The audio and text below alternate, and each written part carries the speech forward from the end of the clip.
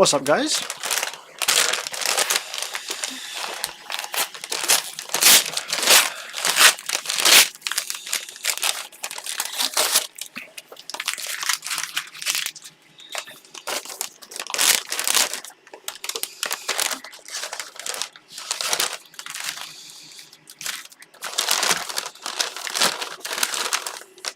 How's it going, everyone? How's it going, everyone? Thanks for jumping on. Right, got some parts. Is that empty? Yeah. These used to be bubble wrap, but they've made them be all paper now, which is good because you can recycle them.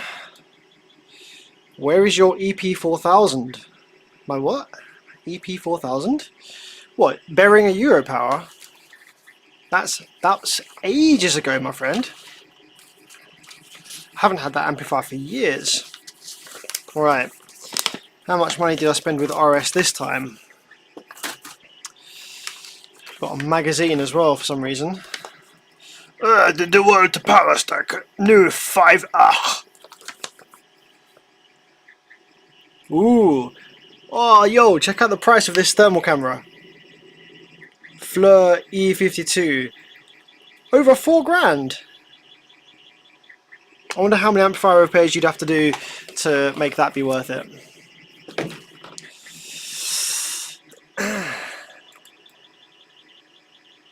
How's it going from Louisiana? How's it going, guys? Yeah, cheers for jumping on. I'm not going to do too much chatting today.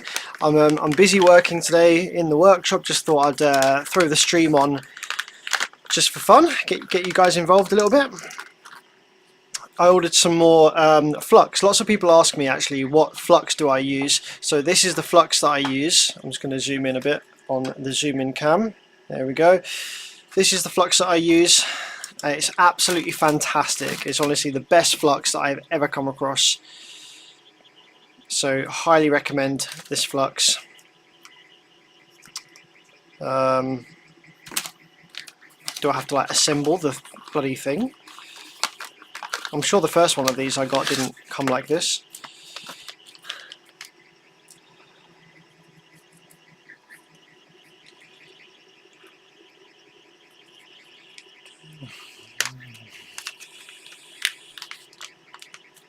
While some tips on learning, I suggest downloading Perry's Amplifier Repair Guide. Perry Babin, bcae1.com. Download that first.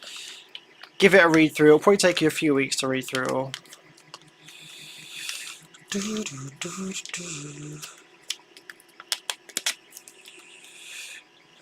Stop! Read instructions on reverse. This piece is only for manual dispensing. Do not install if you have pneumatic equipment. Well, I don't have any of that, so we're good to go. Yeah, this is actually, I think this is actually slightly different to the one I've been using for years. This is quite expensive, this is 45 British pounds, which I think equates to about, it's probably about 60 bucks for this little 30-gram syringe of paste.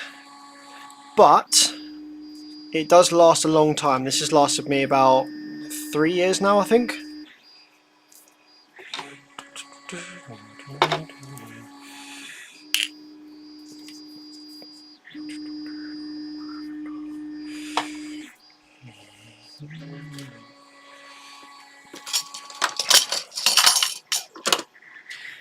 The question is, if the same model MOSFETs cannot be found, what can we replace with other MOSFETs? So you just need to look at the data sheets and compare the specifications. There are a few parameters that you must try and match or run the same as or higher or lower than, depending on what spec it is. I've done lots of videos detailing that in the past. I've got a metal tip nozzle. This will actually be way better because I often end up melting the plastic tip nozzles, so that's really cool. Great stuff. Brand new flux, and I'll keep the label on this one because I always get questions, what flux do you use? What flux do you use? So I'll keep the label on this one so I can actually remember. Right, so that's the flux. What else did I buy from RS Components this time? We have some parts for some of the amplifiers I was working on last week.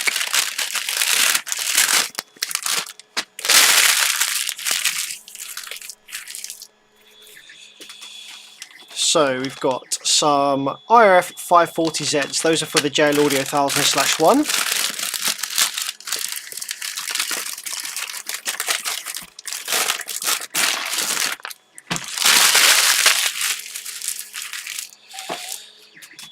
Now this is some laminated wire. I've bought this because I have a JL Audio 500/5 that I need to repair the sub channel on. The issue is that the inductor completely burnt out, one of the output inductors, and you can't buy replacement output inductors for, well, I don't think you can really buy them for any amplifier, but you can't get them for the JL Audio amplifiers. So the only solution is to either replace the inductor for a similar spec inductor from a donor board, or rewind the inductor, which is what I'm going to do. It's going to be a massive pain in the ass, but it's a nice amp, and this customer's happy to pay the price for me to rewind the inductor, so maybe we'll do that on the stream today. Yeah, it's just some laminated wire, and it's, I think on the JL Audio 500/5, the sub channel uses 2 inductors because it's a full bridge, and it has 25 turns on each inductor, and I think there's 5, I think it's 5 strands thick and 25 turns.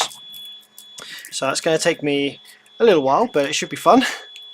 It's all fun and games. What else have we got from RS Components? We have this. Now this is a comparator, I think, for a little plate amplifier for an active sub. Yeah, this is an LM339 I didn't have any of. I think we're going to need to fit that to a little plate amplifier for an active sub that I've got in at the moment. I hope that's the issue with it. What else do we have?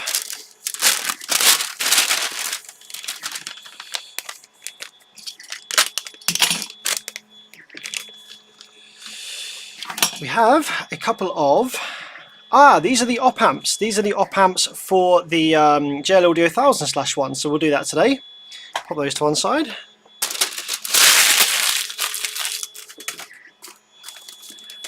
And this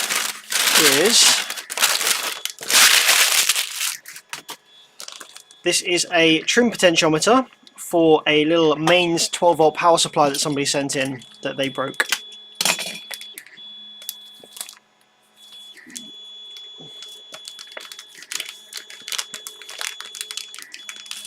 Okay, I think that's all the bits I ordered. Yep. Cool. Right, let's crack on with the JL Audio 1000/1 first, because I want to get that out of the way. I think that is... whereabouts is that? Up here.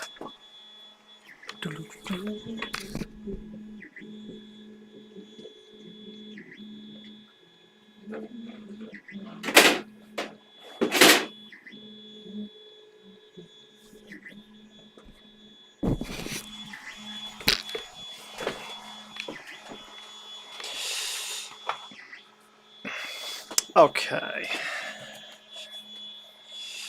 so this is the JL Audio 1000/1. If you joined me in a previous live stream, what we were doing is we were working on the output section over here, and the output MOSFETs were fine. There was no dead FETs, no burned MOSFETs, transistors or anything like that. But the issue is that one half of the bridge, because it's a full bridge amplifier, one side of the outputs wasn't oscillating, and it was generating really nasty looking waveforms. So we took a little while, but we eventually honed it down to the optocouplers here on the board. So we're going to go ahead and replace these. I had to purchase some new ones because I didn't have any of these exact optocouplers in stock. So what we need to do is, we already removed the old optocouplers last live stream, so quite simple. All we need to do is suck the solder from these holes and then drop in the new optocouplers, and hopefully this one will work. So let's turn on the soldering iron and get cracking.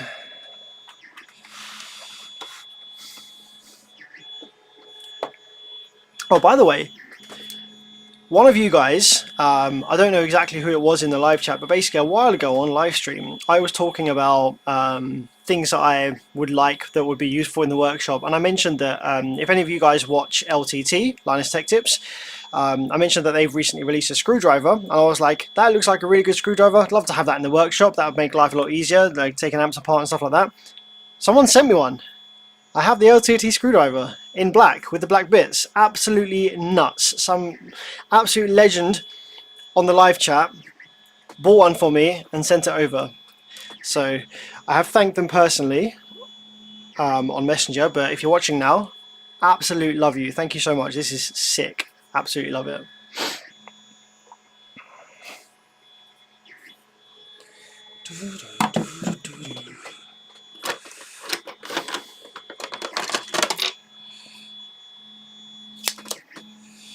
Okay. So let's see, can I get my desoldering sucker? I can't actually get it in there. So what I might do is use some solder wick to get the solder out of those holes.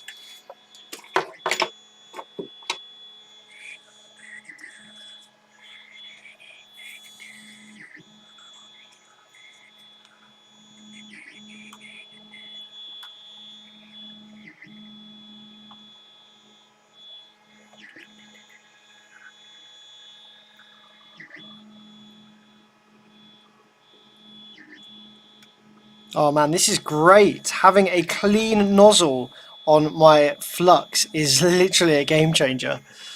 Like, look at the state of the nozzle on my old one. It's all melted and stuff.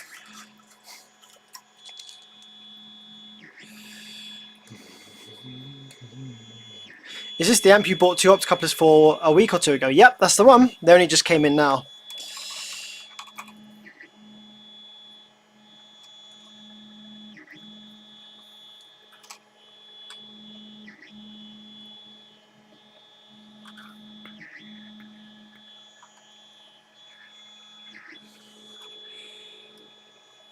So this solder wick is doing a fantastic job of sucking all the solder out of those dip pin holes.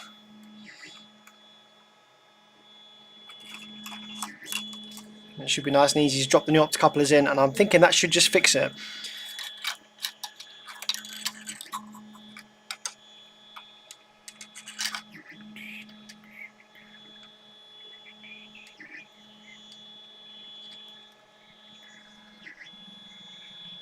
Hello Bervido, hello J Rod, hello, my name is Bervido.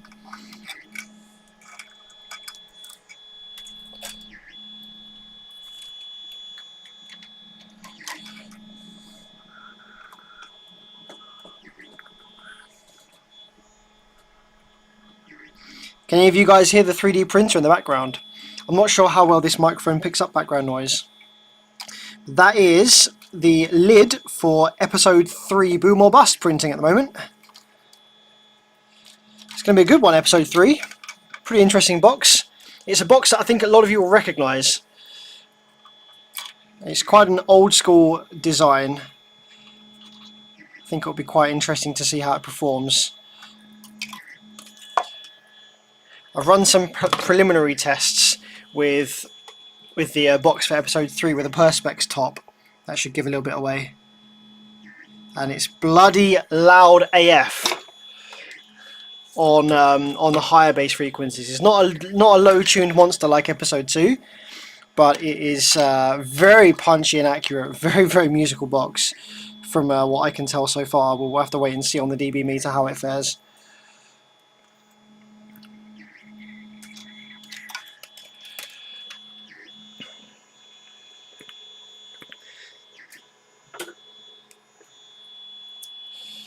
Okay, so I think that's all the holes sucked from this first optocoupler location. We'll see whether... actually, this top hole still has a bunch of solder in it.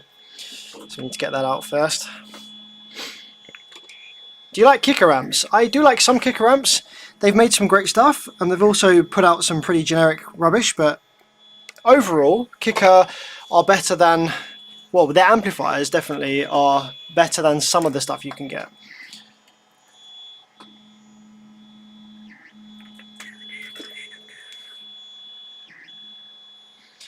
Turcolo says get that silent driver board. It's not that much for the printer. I got mine for 50 bucks. Unfortunately, it's a lot more expensive now. Or maybe it's just expensive in the UK. But I think I saw one for about £200. Not really worth it.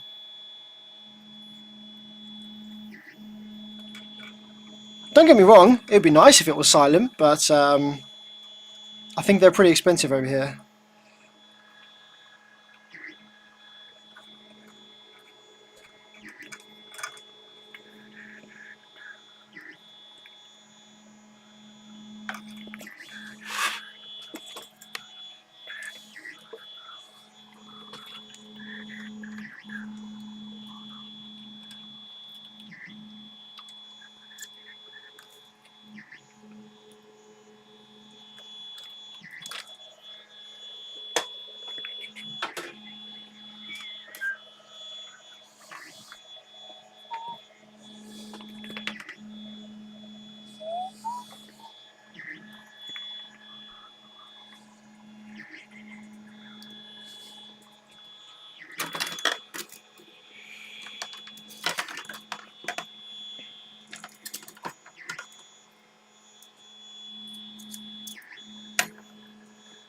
What 3D printers do you have? It's an Ender 5 Plus.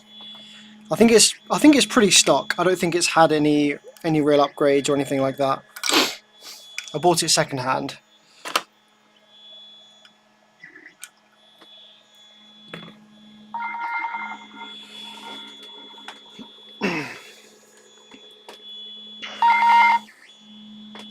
Yo.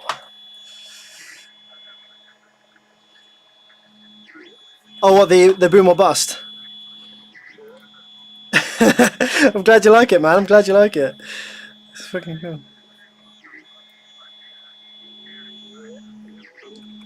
Oh, yeah, well, you see, I put the cheering in. I put the cheering in the background, but literally there's so many comments saying, oh, what's that cheering in the background? It sounds like there's a TV on, so I've removed it for the next one. But I thought it was quite funny, but...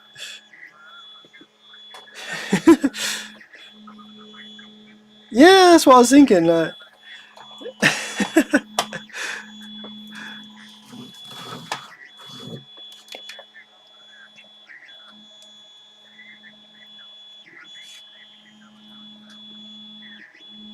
Yes, yeah, definitely. It rings like mad and drops off hard. Yeah.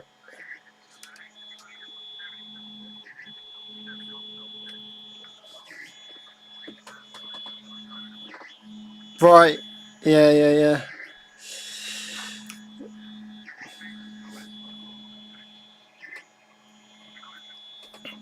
I'm thinking he might. I think it'll take a while for him to, because obviously it's just started. If it kind of takes off, if the series takes off, and but like it's getting the kind of views that Big D gets on his damn dinos. If it gets those kind of views, then I'm probably Hexabase will jump on it, but we'll see how it goes. Well, fortunately, when I bought the 3D printer, it came with 11 rolls of kilogram grey PLA. So like this is all free at the moment. for, Yeah, for the first bits, but I think it worked out that each enclosure is about 200 to 300 grams, depending on how big it is. So I'll get that 2 or 3 enclosures out of each roll, and I think each roll was like sort of 10, 12 quid.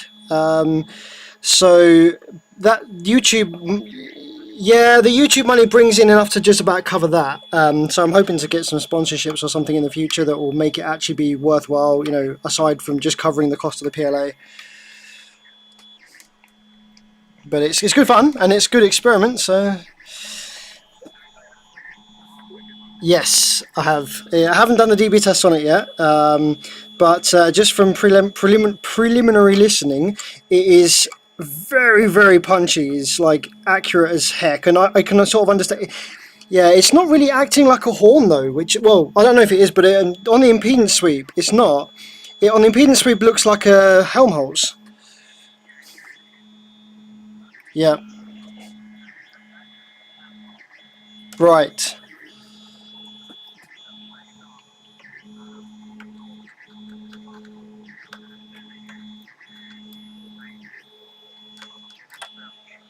Yeah. Yeah. Right.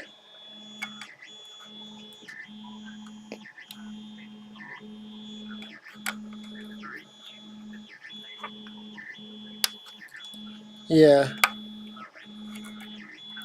Yeah. Yeah.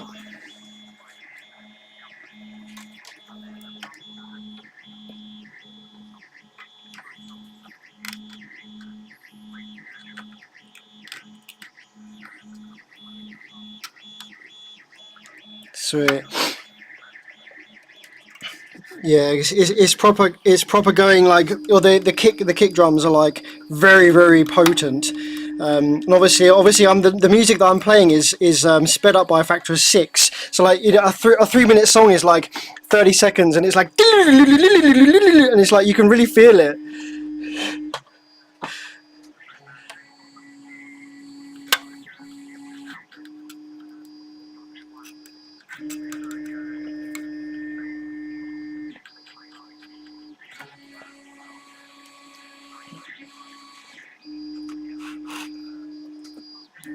Yeah. Right. Okay.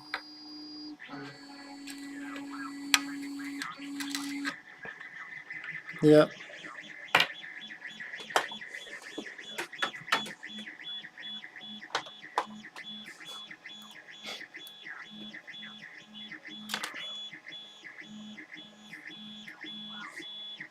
Yeah, no, for sure. It's with the driver that I'm using, it's pretty it's unloaded. It's I think I don't know if it's unloaded or whether the 25 hertz scaled frequency, the bottom one, is like bang on. I think the air spring of the sealed chamber in that it's like a massive impedance spike. And so literally you play 25 scaled hertz, 150 hertz, and it's the driver moves like blah to extremes, and it's clamping like 2 watts as opposed to like 15 watts. Yeah. Yeah, yeah, yeah. Right, yeah.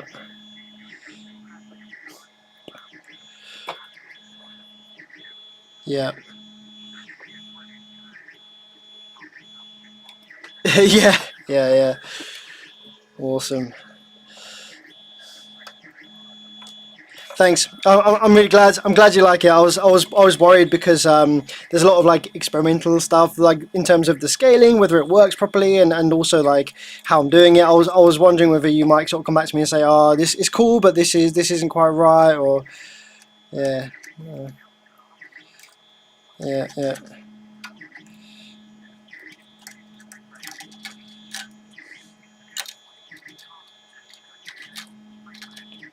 yeah, yeah.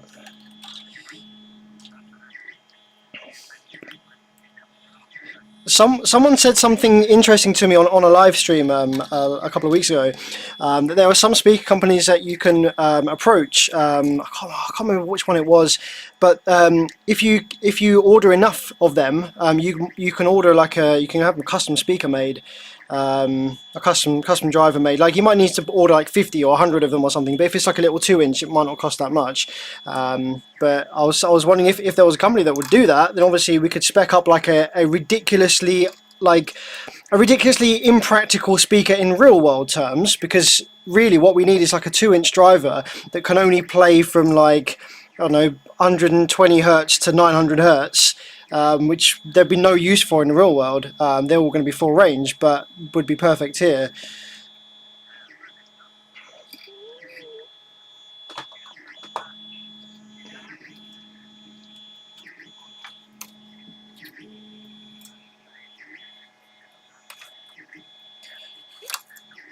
Yeah, I mean, yeah. Oh yeah, of course you'd have to scale down the actual thickness of like the wire strand so that you had the same number of turns. Yeah. Shit, you have to get some really thin ass magnet wire. Yeah, Jesus.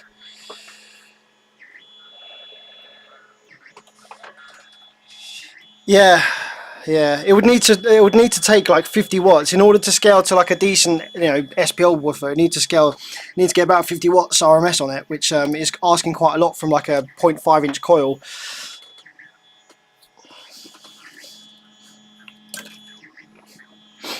Yeah, yeah.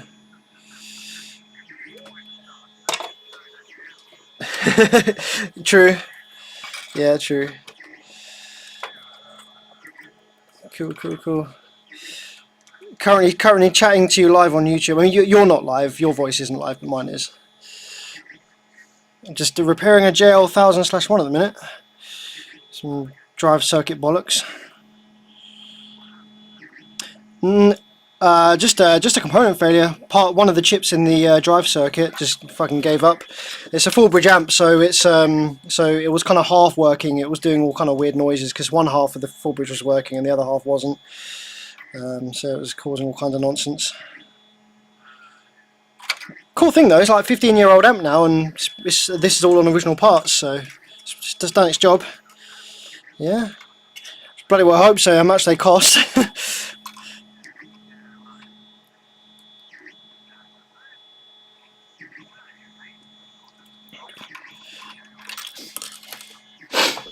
I think I don't know for sure. Maybe someone on the live chat can say, "Hey guys, on the chat right now, does anyone have any background information about JL Audio's amplifiers? Did JL Audio employ like a really really clever circuit design engineer of themselves, or did they outsource their amplifier designs to some other company or something? Because obviously JL were subs, and they started making amps. So I'm just wondering whether it was completely their own thing that they employed somebody to do, or did they outsource it?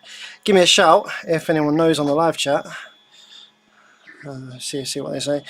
But Yeah, it can be a bit of a nightmare to work on these things. They're overly complicated for what they need to be.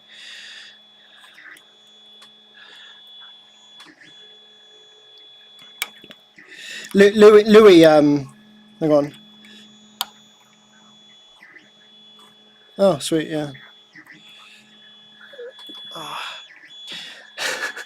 I'm sure you don't find it as enjoyable as building SPL vehicles and shit.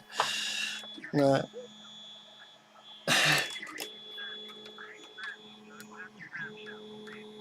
Oh no, yeah, yes. It's not even your hobby that you're sanding. It's just a fucking shelf. Do you use electric sanders and stuff, or do you just like manual it? Yeah, yeah.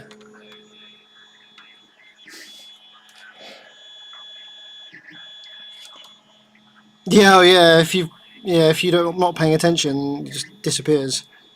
Yeah, yeah.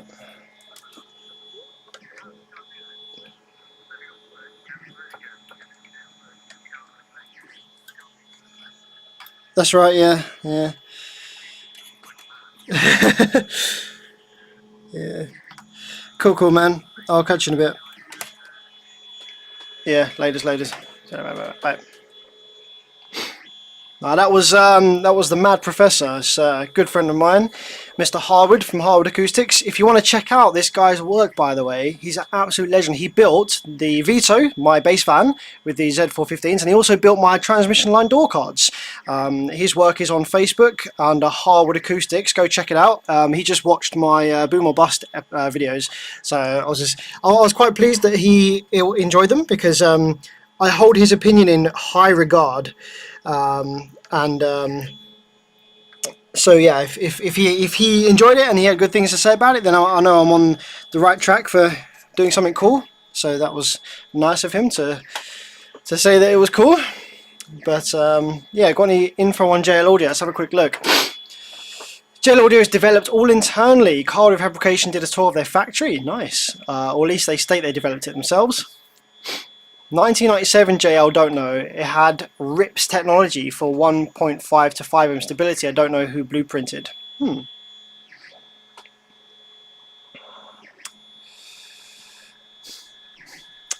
Is it too late to submit a box design? No, absolutely not. We've only just started. Boom or Bust has only just begun. You can submit designs for months and years to come. Obviously, we have different series going on, but yeah.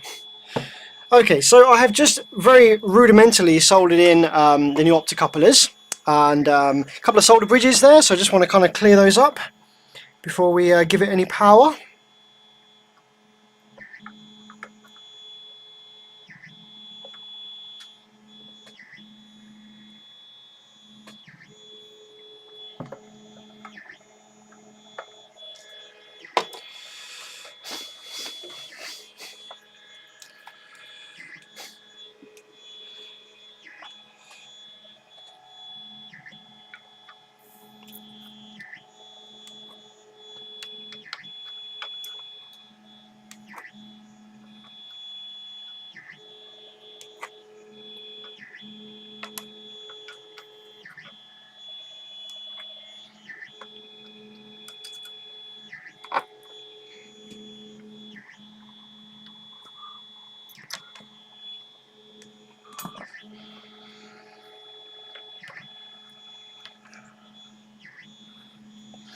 Okay, well that's a couple of new optocouplers soldered in, so fingers crossed, provided we diagnosed the issue correctly last week, that should now come on and function as new. Let's have a look. Wait for that to focus a bit better.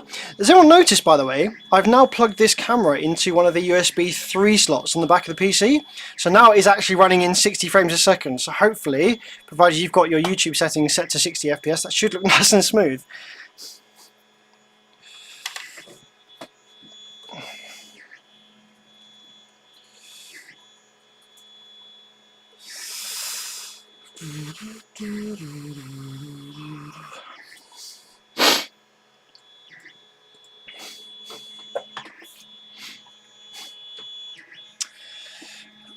just double check it from the front that it's all looking good as well.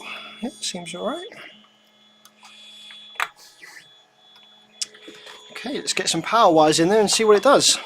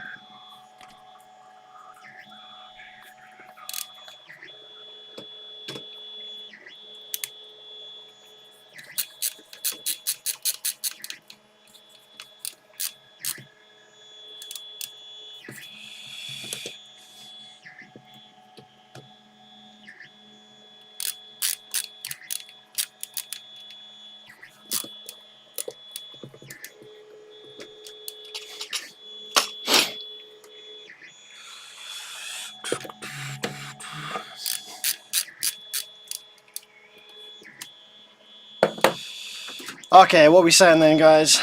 Was that all that it was? Let's have a look.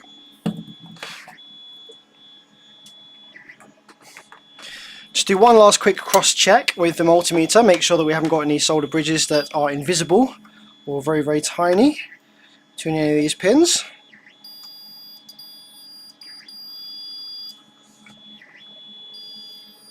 Okay, those two are connected, but they are connected on both boards, so that might just be by design.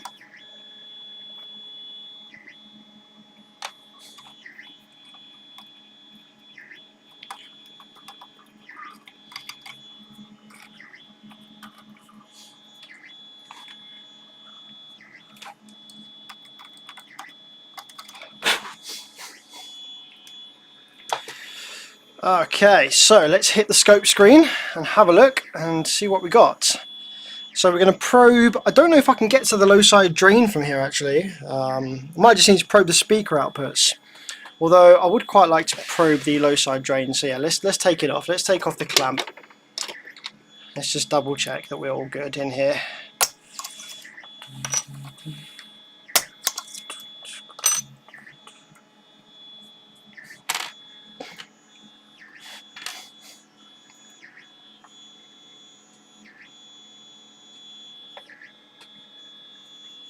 Okay, power supply on. Let's get my camera angled a bit better. There we go, 11.89 volts going in. So let's give a probe of one of these real quick. Just tap the remote, because these JLs have like a kind of pre-power mode, which is kind of cool to see. A little bit of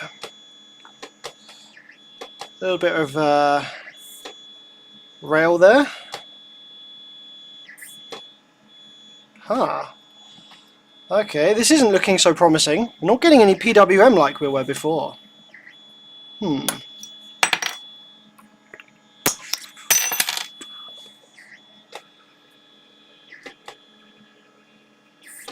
Oh, wait, there we go.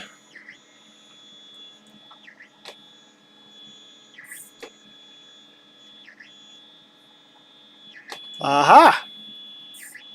There we go. Alright, so now we're going to turn it on fully and let it rise all the way to the top of the rail. And hopefully that's good to go. Keep an eye on the scope screen. Let's give it the scope screen there.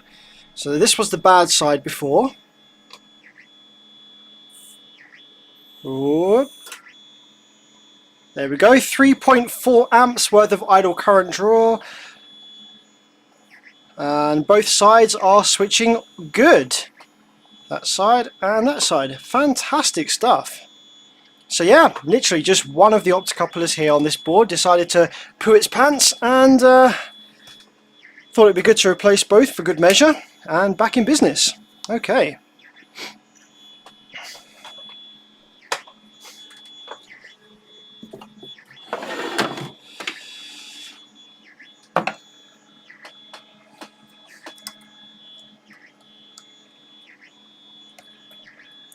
That was an 82 volt square wave. So the peak to peak on that was about, well, yeah, 150, 100, about 150 volts peak to peak on that waveform. Obviously, this amplifier is designed to do 1000 watts between 1.5 and 4 ohms. So to do 1000 watts at 4 ohms requires some pretty high rail voltage. And this is in full bridge as well. So the rail voltage would be even higher. It would be double that if this was a half bridge amplifier. But being a full bridge, it can get away with needing only half the rails.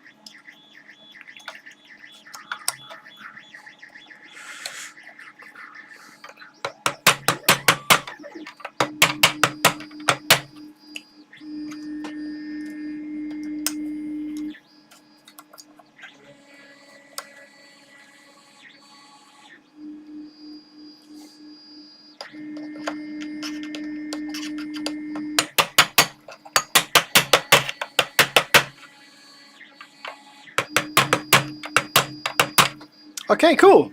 There we go. Should we test it out on the speakers? Anyone want to see it playing audio, or are you just happy to go to the next one? Probably just go to the next one. Visions 04 Gaming says, I'm not good at CAD, but could I submit a design made using the Ultimate Car Audio App Box Designer for Boom or Bust? The thing is, technically yes, but the thing is that it's quite a lot of extra work for me to then build that design in CAD. So you're welcome to send it in, along with hand-drawn sketches. Some people have asked if they can send in a hand-drawn sketch as well. But the chances are I'm much less likely to actually select that design for the series, because it's so much more work for me to put it into CAD. So generally I'm just going to be selecting designs that are already in CAD that I can just literally bang onto the slicer and print out, and away we go.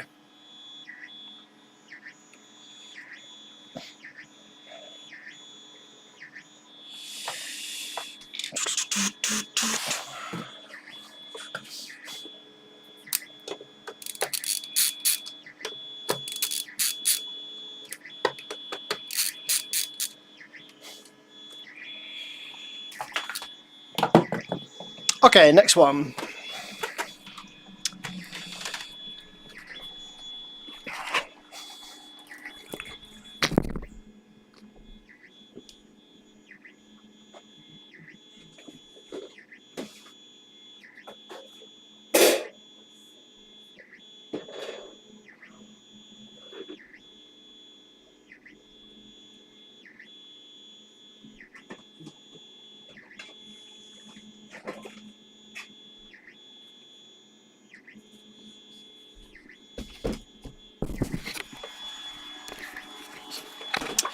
Okay, this one right here is a little active plate amplifier. So this is kind of cheap junk, to be honest, and I don't usually work on these things because it's not usually worth it. But this is, yeah, a little Vibe plate amplifier for an active sub box. Does about it says 1200 watts on it, which is obviously a lie. It's probably going to be doing about 500 watts RMS, and to be fair, 500 watts RMS is quite a lot for these little plate amps. Usually they're like 150 watts, but yeah, I suspect that this one has an issue with, so basically it wasn't turning on. There's nothing wrong with any of the output devices, power supply FETs, etc, etc, everything's fine, but there's an issue with the remote turn on circuit. Now, when I was working on this last week, I firstly sort of trailed it down to this chip right here, which is an LM339. This seems to be taking the signal from the remote turn on terminal and then supplying voltage to this SG3525A chip. So something was going wrong around this area, and it wasn't turning on this chip when remote voltage was applied to the LM339. So rather than spend hours and hours diagnosing it, I thought, well, let's just drop in a fresh LM339 first and see whether that magically fixes the issue. Because with this kind of amplifier, this kind of plate amplifier, it's so cheap and nasty, it's not worth spending absolutely hours on it, to be honest. Because the repair costs would far outweigh a replacement. But if it's just this chip to replace, then obviously that's nice and easy, and that's not too expensive.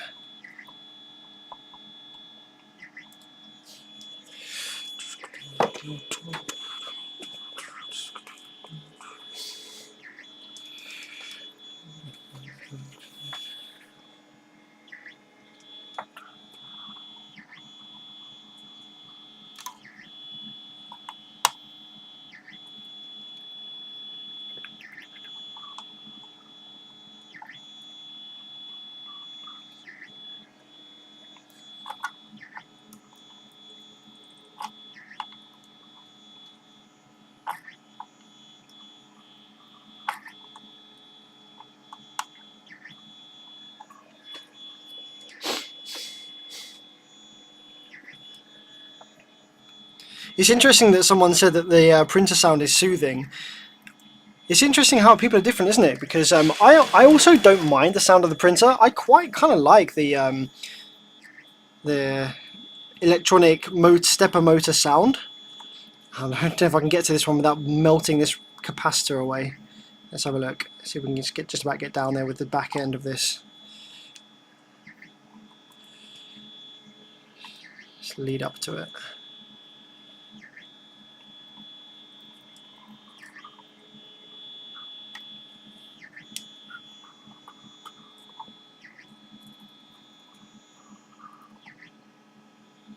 There we go, that's fine.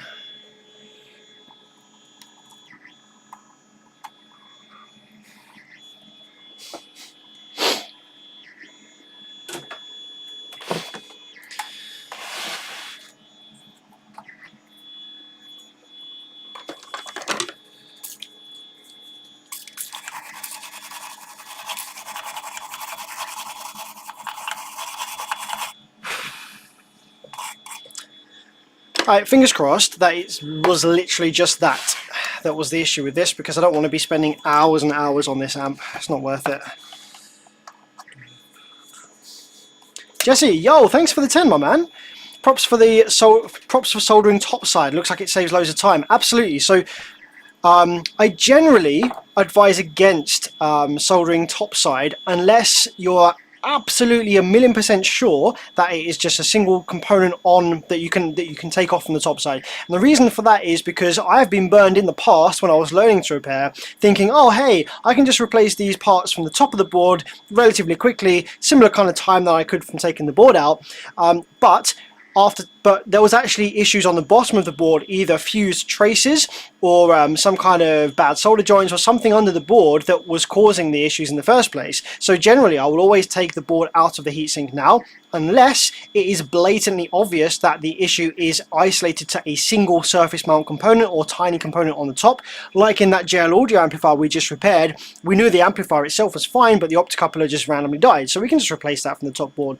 In this one, not only is this a very, very cheap amplifier that we're trying to absolutely minimize the repair time on, because spending hours on it is going to be very expensive for the customer and this is literally a piece of crap, but also this amplifier is fully sealed off. Because it's a plate amplifier, it needs to have no air leaks around the circuit board to the casing here, and I don't really want to disturb that airtight seal if I can avoid it. So we can replace that chip just from the top side. Like I say, this one again is not a issue where something has blown or got under the board. It's just going to be a remote turn on issue probably with this chip. So we're going to try a top board repair first. But yeah, generally I wouldn't advise that. I'd always take the board out if you're doing any kind of major repair, because you might find things underneath. But yeah, on occasion you can absolutely get away with just replacing it from the top board, save some time, save the customer some money.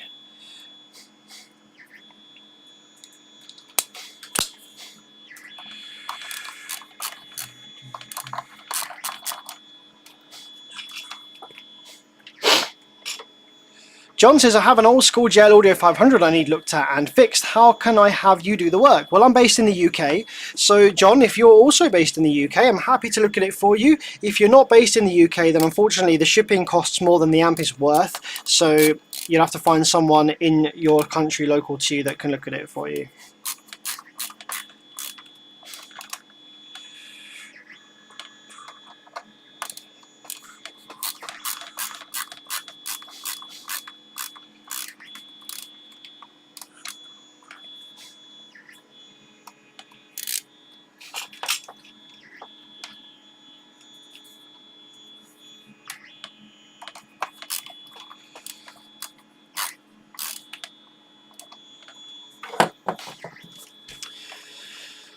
Okay, come on, baby, please work. I don't want to spend hours on you.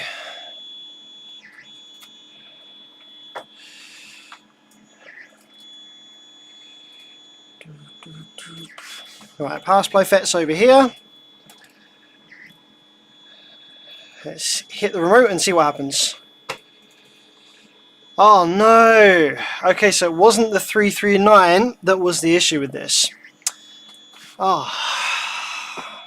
Right, so realistically, this amp probably isn't worth diagnosing too far. However, we are live and we are learning, so would you guys be interested to spend some good amount of time finding out what is wrong with the remote turn-on circuit of this amplifier and why it is not powering up? So we have all the correct voltages where we're supposed to have them, but when I apply the remote wire to the amplifier, which is this one right here, see that? A remote is being applied. The amplifier doesn't do anything at all. So, if it was just me repairing this in the workshop, not live streaming, I would be like, sorry man, it's not worth repairing, man. It's going to cost you too much. Well, I'd say, hey, I can repair it for you if you like, but it's probably going to cost you X amount of money, which is more than what these amps are worth. But seeing as we're live, we could have a look at it together, see if we can fix it.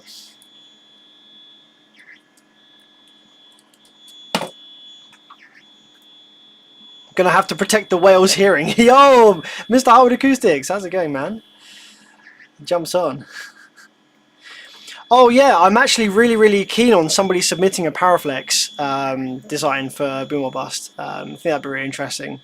I'm hoping to get some really outside of the box, no pun intended, designs. I'm really hoping some people throw in some really crazy, wacky, experimental stuff that's weird shapes that would be really hard to make out of wood, for example. I've got a few designs like that come through, actually, which I'm really excited to print. One of them looks a bit like a turbo from a car, so who knows how it will perform, but it looks kind of cool, so I'm interested to do stuff like that.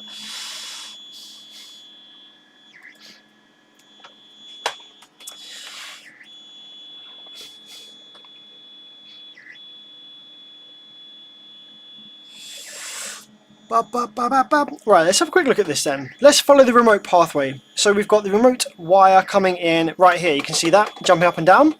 Comes in on the terminal. Then it seems to go, let's have a look. Any of these places. I traced it all the way over here to this LM339. I think it was on one of these back pins, was it? Was it on the front pins?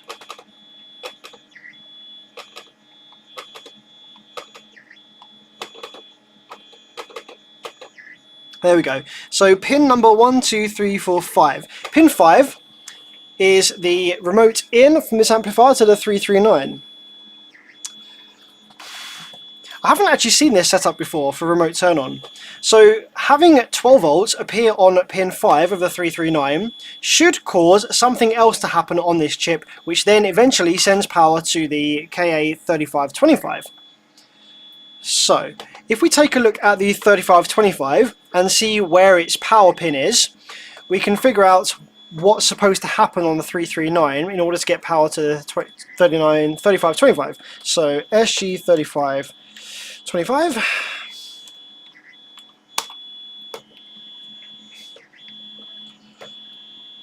Let's have a look at the data sheet for this.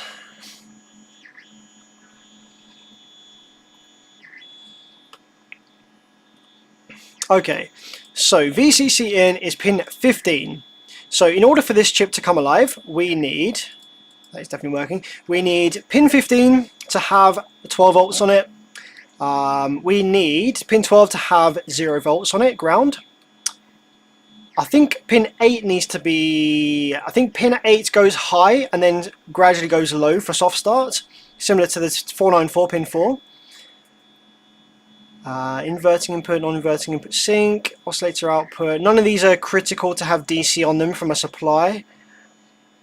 Shutdown needs to be low. Pin 10 needs to be low by the looks of it. And VC. How does VC differ to VCC? Do we have a pin out legend somewhere?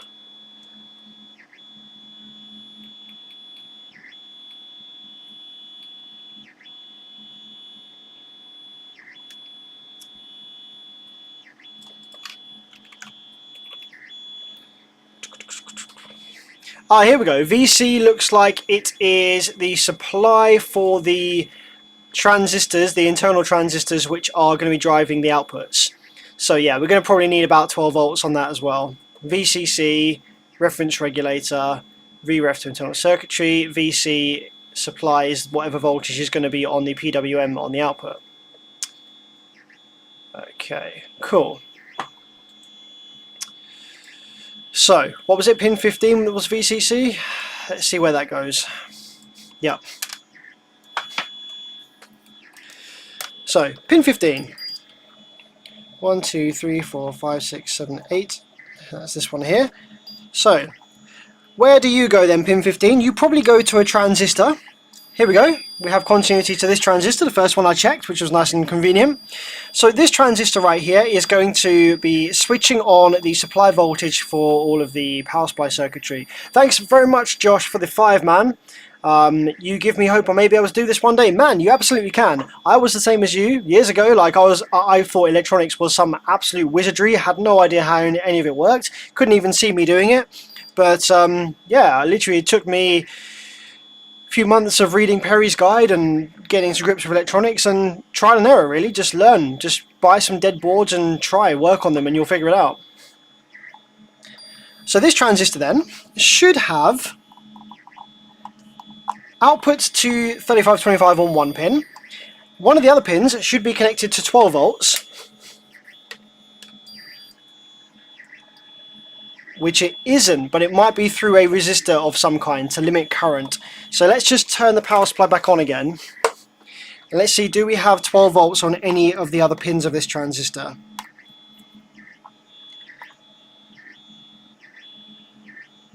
There we go. We have 12 volts on pin 3. So 12 volts on pin 3. Pin 2 is not anything interesting at the moment here. And pin 1 is the output to the 3525. So when we apply the remote, we should get 12 volts appear on pin 1, which we don't. And pin 2 probably should go high, I think.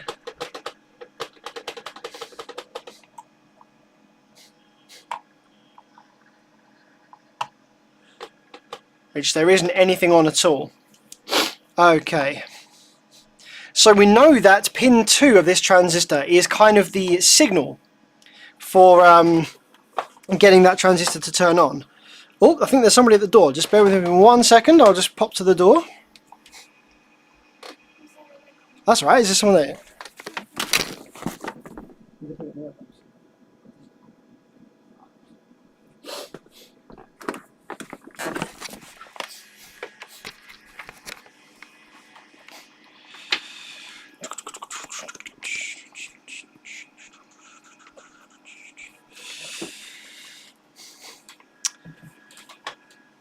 So yeah, pin 2 of this is the input signal. So we're looking for something that connects to pin 2 of this transistor. Let's keep digging and see what we can find. See what pin 2 connects to. Okay, pin 2 connects to this resistor right here. Anything else? Oh, a bunch of stuff maybe. Or maybe not, just some capacitance. Pin 2 connects to this resistor right here. And anything else? Maybe an output from the 393? 339, sorry. Aha, we have a Xenodiode over here. ZD4. You can tell that's a Zener diode by the marking, and obviously that it's called ZD, Zener diode. We also have ZD5 over here as well. Now Zener diodes are components that can randomly spontaneously fail, which could be an issue here. And on the other side of this resistor, I was seeing if we had ground or anything like that, which we don't. On the other side of this resistor we have out to this transistor right here.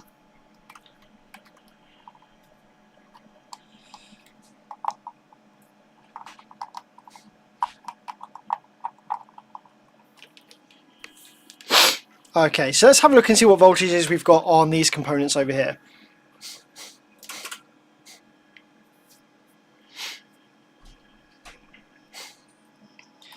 So that's the one that's supposed to have the input signal to this transistor, which doesn't have anything at all. This one goes to this transistor, pin 3, which isn't doing anything either. Pin 2 is 12 volts. Pin 1 is also 12 volts, right? So this one's going to be a PNP. So by the looks of it, pin 1 or 2 should go slightly down a little bit. What's this? Oh, nice! I just got a delivery, guys, of some nozzles for my 3D printer.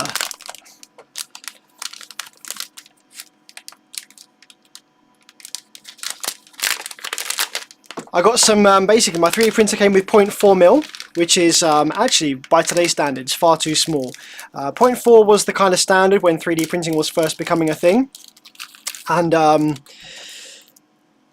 now slicers are much more advanced and more capable.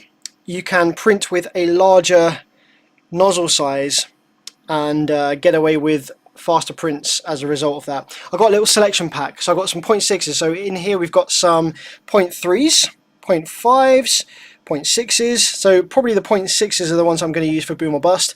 Got a 0.2 here.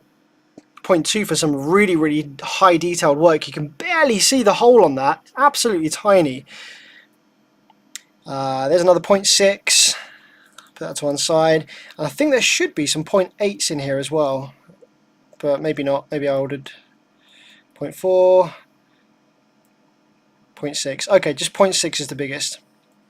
So yeah, I'm going to be dropping a 0.6 in the Ender 5 Plus, and that should speed up in print times. Talking of print times, I think the top of the box for Boom or Bust episode 3 has literally just finished. Yep, just waiting for the top plate to cool down. Then we can crack it off. See if I can crack it off. It is absolutely solidly stuck. Look at this, guys. Look. Let me get this in here. I don't know what you can see. Maybe if I just take that off for a sec. So this is the top for the Boom or Bust episode 3. So I'm just waiting for that to cool down, then I can crack that off. Go for 2mm, you'll be printing for days on 2, yeah, absolutely. I think 2mm would be useful for something that required incredible detail that was a pretty small print. Can't really see that being anything useful. Anyway, so yeah, we saw that we had 12 volts on pins 1 and 2 of this transistor right here. So I want to go ahead and apply the remote and just see whether any of those voltages dips down at all. This is a PNP transistor, so what should happen is when a voltage on pin 1 or 2 drops down slightly away from 12 volts, it should then put 12 volts onto pin 3. So if I hit the remote, we should see some change on one of these, which doesn't look like we are. Nope, they look pretty steady to me.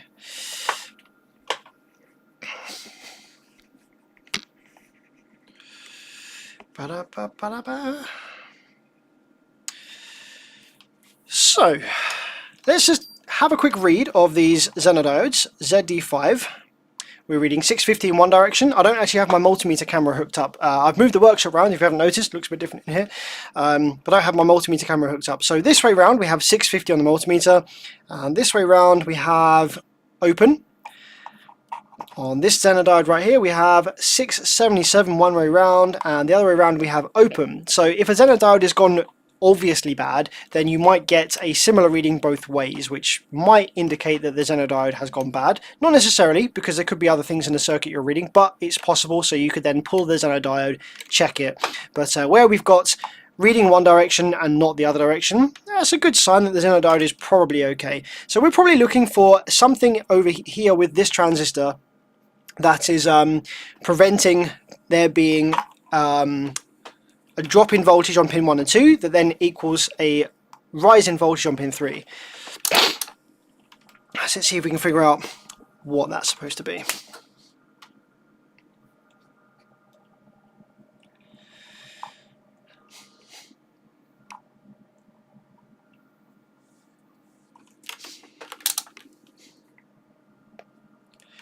So pin 1, where do you connect to?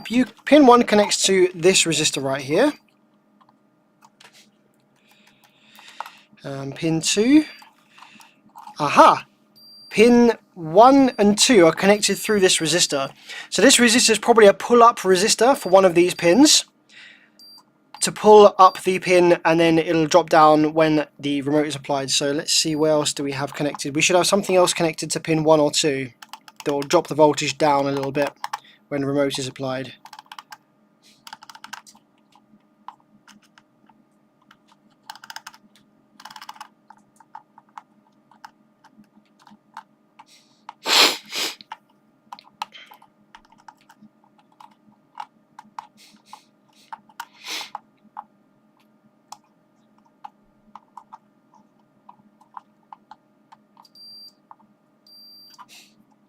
Right, where else do you go, my friend?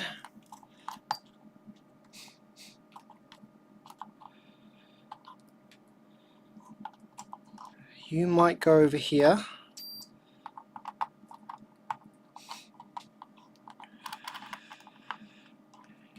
You might go over here. Aha, here we go. So we have pin 2 leading to R67 over the other side of the 339.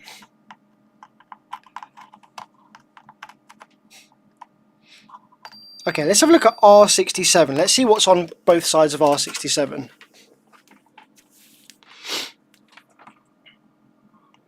So we've got 12 volts on one side. On the other side we have 11.4 on one side and 11.2 on the other side.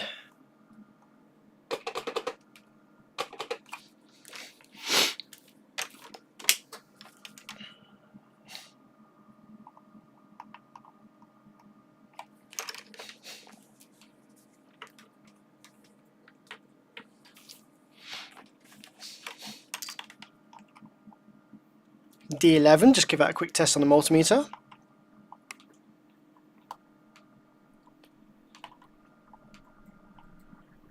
Okay, 560, 570, that seems about right.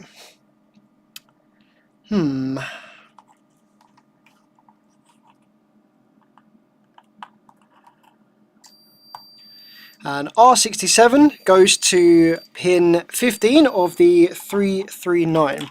Let's bring up data sheet of the 339 and let's have a look at what we got on there.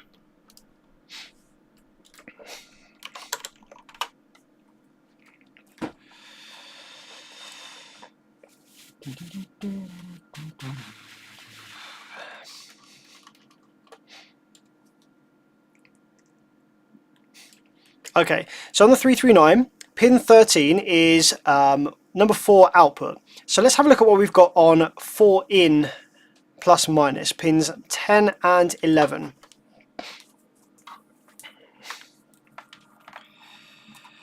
One, two, 3, 4, 6, 7, 8, 9, 10, 11. Is that right? 1, 2, 3, 4, 5, 6, 7, 8, 9, 10.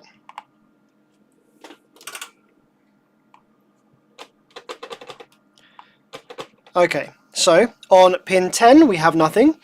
Pin 11 we have a little bit of voltage. We have 1.2 volts, and it's kind of wobbling around a little bit. I'm not sure if you can see it on the screen there. A little bit noisy, a little bit of a noisy voltage on pin 11 right there. Yeah, it's actually jumping around quite a bit. It's probably quite hard to make out, but we actually have some kind of dips in the waveform I'll see if I can get the scope to kind of stop on it. Don't know if I can, but every now and then there's some little spikes. Ah, there we go. That's what I was hoping to get. So on pin 11 we've got that. Now the amplifier's off, there's no remote applied, we shouldn't really have any fluctuating voltages like that. So I'm going to trace where pin 11 goes, and we might start to hone in on whatever component is damaged here.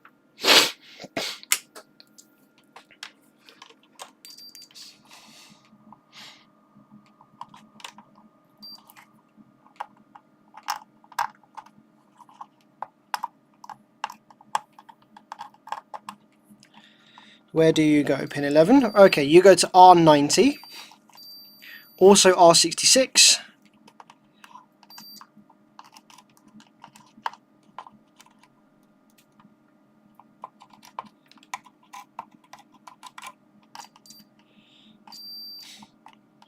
R90 and R66. Okay, are either of these going to be connected to ground, the other side? No. Okay, so we can go ahead and check both of them.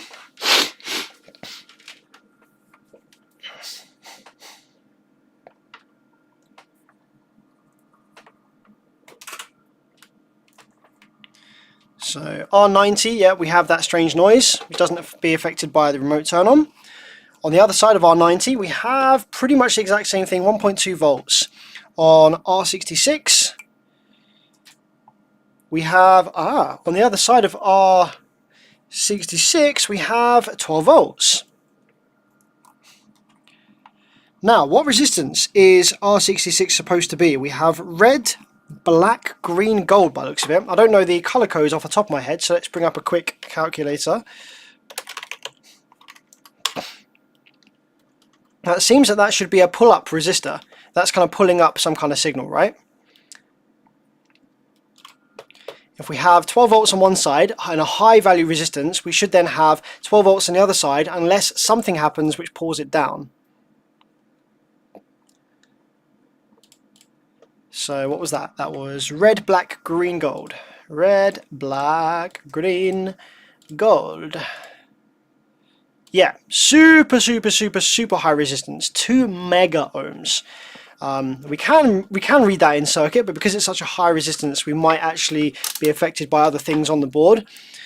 So let's have a quick look.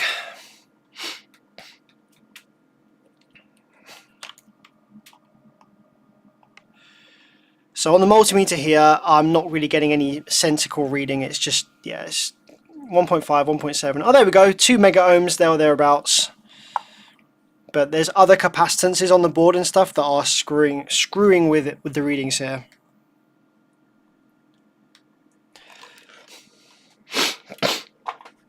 It might be useful actually just to pull that resistor and just read it out of circuit, because if that resistor has for some reason gone open and it's not pulling up 12 volts into the circuit, then that would actually prevent this thing from turning on, because there won't be a reference voltage for it to pull down. So all we need to do is a bit of solder on R66. It's very unusual for such a high value resistor like this to go bad, but who knows? It's worth checking while we're here.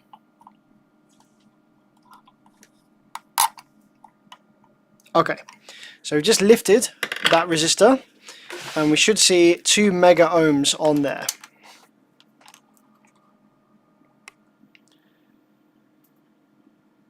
Yep, 1.92, that's within tolerance. So as suspected, that was fine, but it's worth checking, only takes a couple of seconds.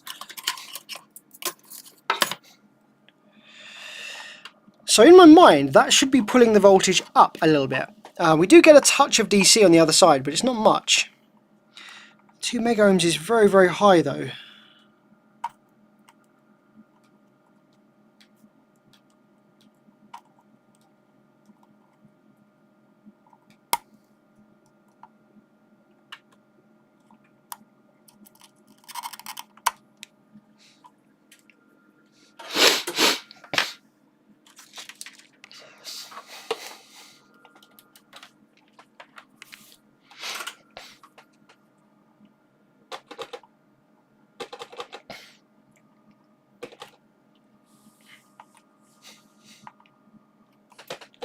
R90. It's really interesting. So we've kind of been hit of a bit of a dead end here with this area. Well, although we've got R90, where does it go after R90?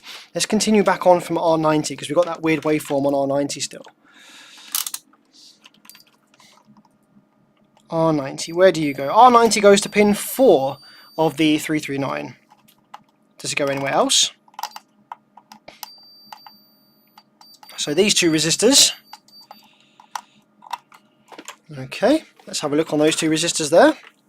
Pin 4. We have funky kind of looking waveform. Now what is pin 4 of the 339?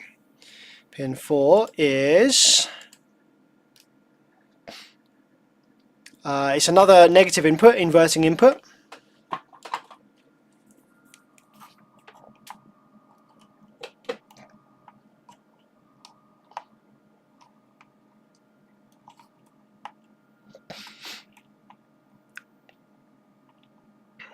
Okay, but we don't have any higher voltage after that, so that is where the trail ends, unfortunately, for that.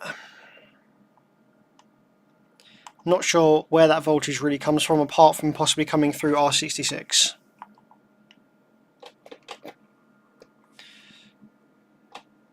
We do have strange noisy waveforms everywhere though. We've got it on pretty much all the inputs here. Really interesting.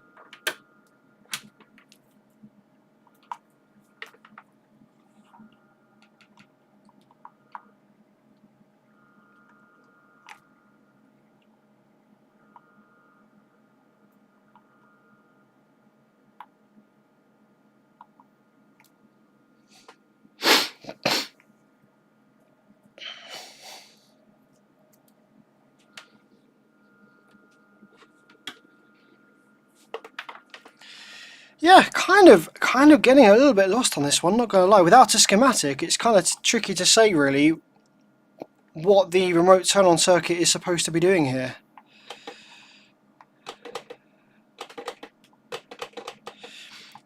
We get input to pin 5 of the 339 from the remote terminal. We've got constant 12 volts on pin 15 over here. Nothing else happens, and I'm really kind of struggling to see what else is supposed to happen. We've traced back from the 3525. Maybe I can try and brute force it on just by bypassing whatever this 339 is supposed to be doing and just feeding the 3525 with some supply voltage.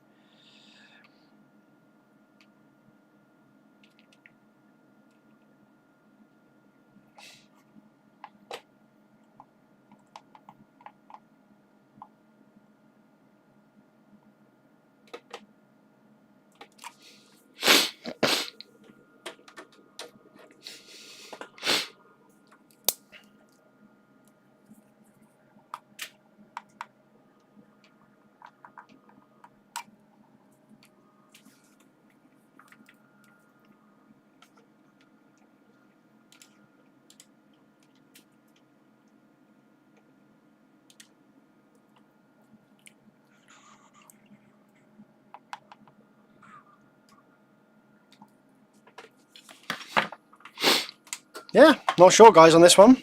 I think I spent too much time on it already today. It's not worth it, unfortunately. Right, let's move on to the JL Audio 5 channel, the one that I've got to rewind the inductor for, because that's going to be fun.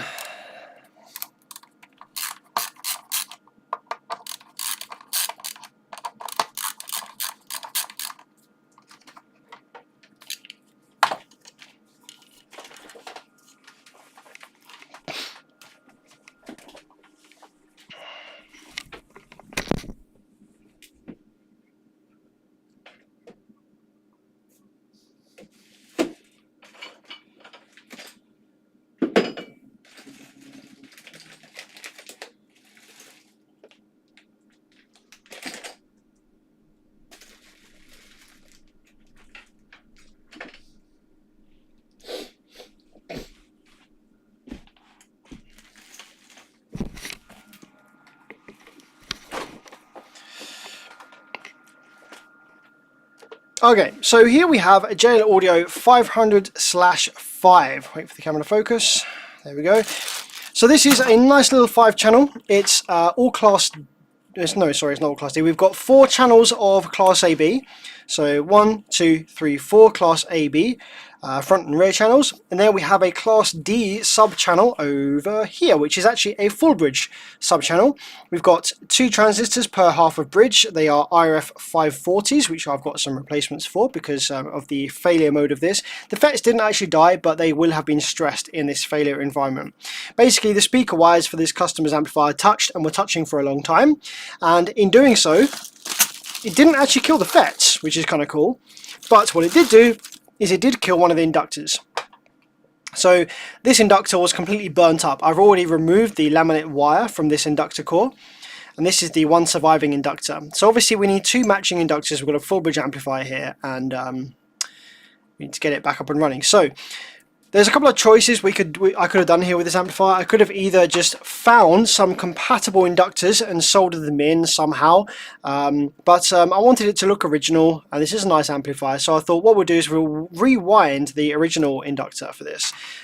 So I've got myself some laminated wire here, some coated wire, and we're going to rewind this inductor to original spec, hopefully provided we can fit the winds in. These are very tightly wound, these, so fingers crossed we can. From memory, it was 25 turns in the core, and we have, if I can count the number of wires in here,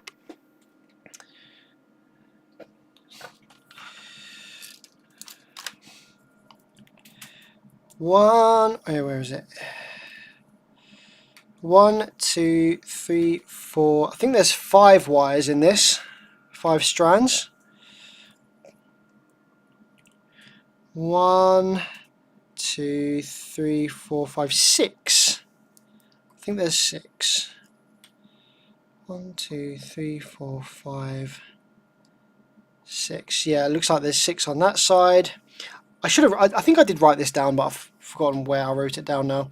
1, 2, 3, 4, 5, 6. Yeah, there's 6 strands. So basically what we need to do is get this fresh laminate wire. We need to stretch it out so that we've got the correct length, and then double it up so that we've got 6. So we've got, like, fold it over on itself 6 times, so we've got a 6-stranded cable, and then we should be good to go to start winding it up. Now I did actually measure the original wire that came off this, the other one, because obviously then that's how long I'd need it to be. I think, did I write it down somewhere? Did I write it down somewhere? Let's have a look. I thought I had. Let's have a look on my PC, see if I've written it in my documents.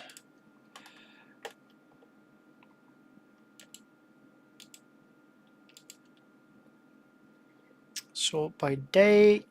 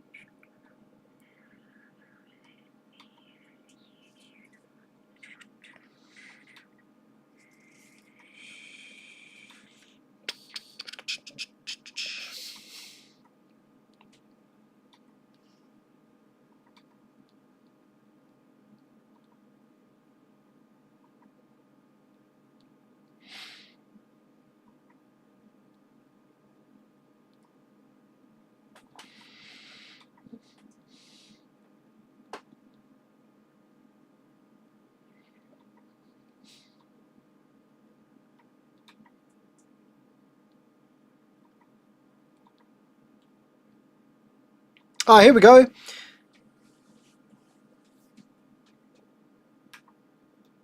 "936 centimeters, 25 turns."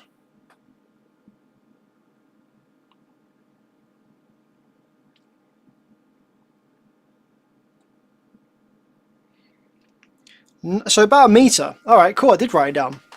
So I need a meter of this, and it's 25 turns in the core by 6. So let's measure this out. If I've got a tape measure somewhere.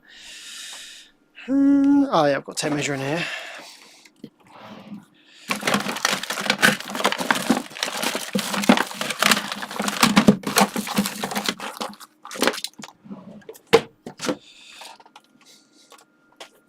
Okay, so what we need to do is measure out about a meter of this, and then we can cut it and cut 6 of these, and then join them all together, and then start winding it.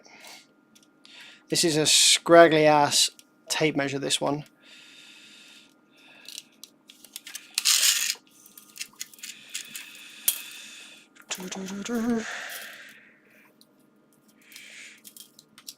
Okay, there's a meter. There's a meter long. I'll go a little bit over a meter, just so we've got a bit of excess to play with.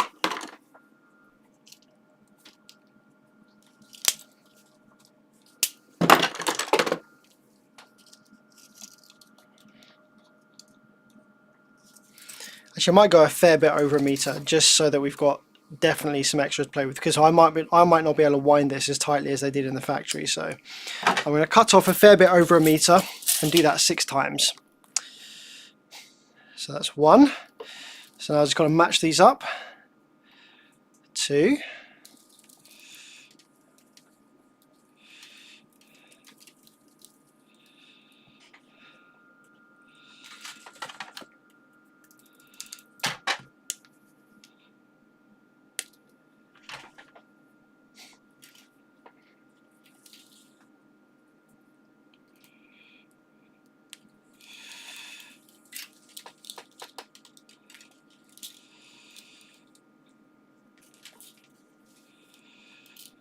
3.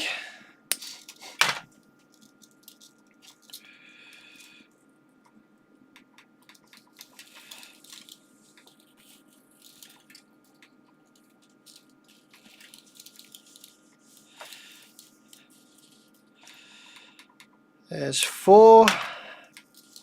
2 more to go.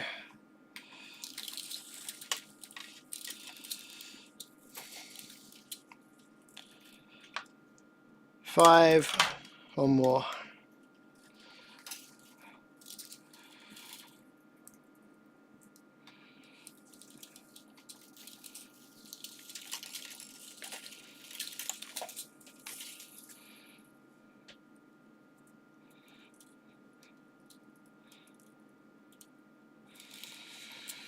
Six. There we go. Okay. Right, so I have 6 wire strands now. Let's get them all kind of leveled up a little bit. I'm just going to twist the ends of them so that they all stay together at this end.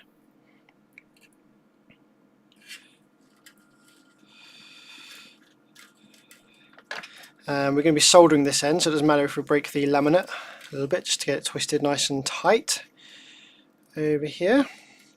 Okay, now I need to start winding it around this core, and we need to go 25 turns in order to get the same inductance as the other one, which hopefully it will be. But we have an inductance meter, so we can always measure the inductance and see how it's getting on at any given time.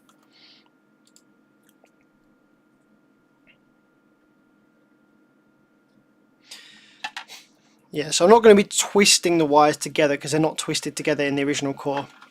They're just kind of sitting flat, so...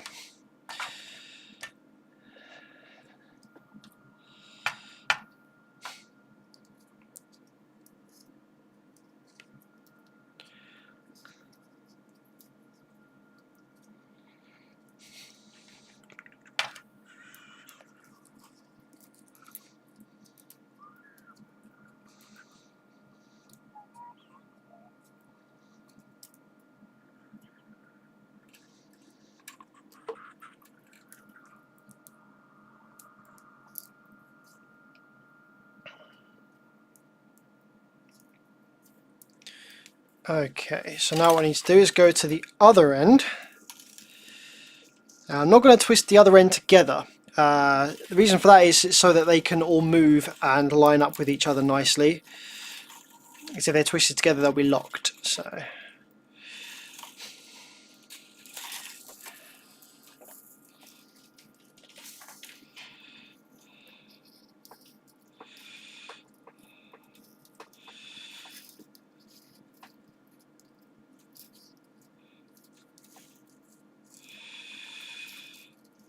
Okay, there's one turn. Now, what I want to try and do is try and get these all to lay nice and flat so that we can fit nice tight turns in here. This is the kind of tricky bit when it comes to winding these things where you've got so many wire strands. This is the time-consuming bit. So you see how they're all just kind of overlapping each other a little bit? That's going to mean that they don't sit very flat, which is going to mean that we don't wind as tightly, which means we might not fit 25 turns on here, which would be a disaster. So just going to try and play with it a bit and try and get them to sit somewhat relatively flat.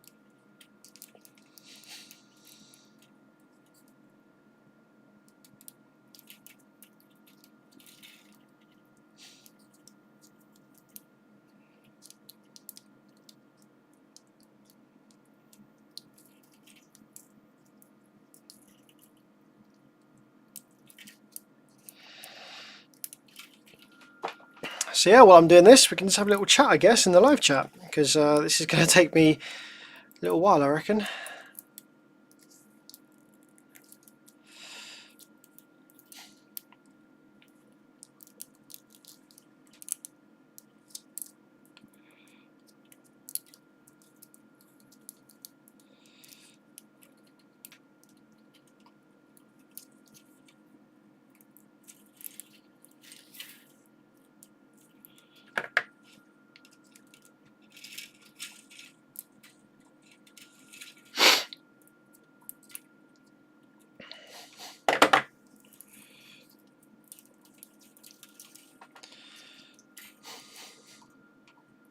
Right, so that's one turn.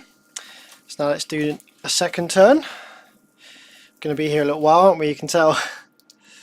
Got to do 25 of these. Although that first turn takes a while to get tight because I can't pull on it too much because it will just pull itself out. So the other turns I should be able to pull tighter, much easier. Oh no. I pulled it and it's pulled it out. This is what I was hoping wouldn't happen. Okay, let's do it again.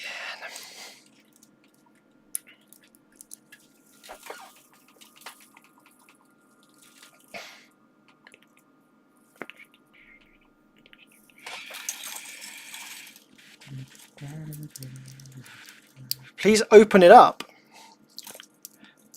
What do you mean open it up? Like take the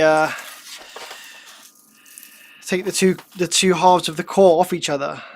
I could do that actually. That might make it easier. You know what? Actually, that's a great idea. Why hadn't I thought of that? Why hadn't I thought of that? Just disconnect these two. The reason I hadn't thought of that is because usually the inductors that I wind are like this. So you can't take the core apart because it's just a donut. And I hadn't really considered that actually with this, yeah, I should just be able to take it apart. Provided I can get it back together again. So how is that attached? It's probably just glued there, isn't it?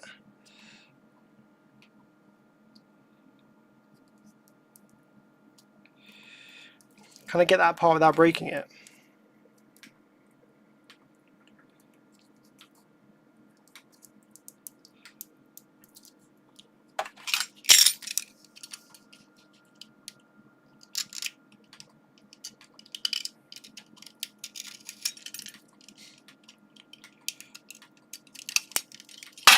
Oh yeah, okay.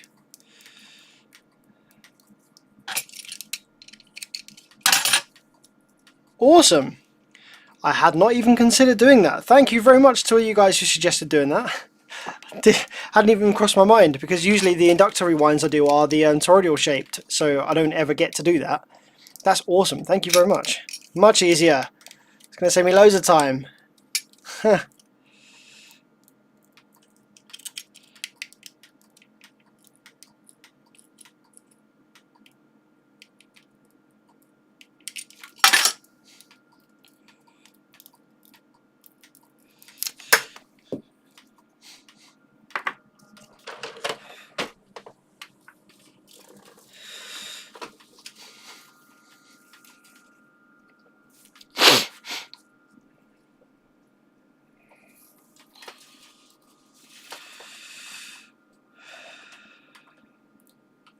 Okay.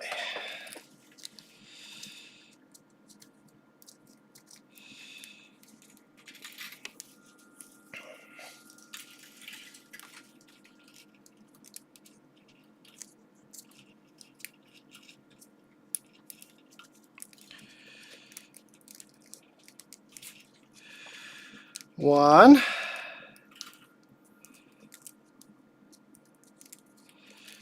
just want to get this first wind really tight.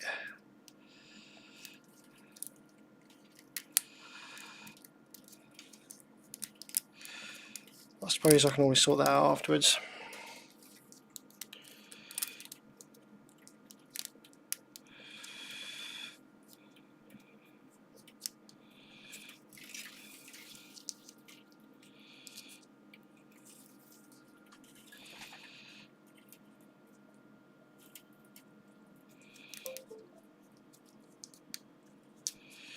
Two.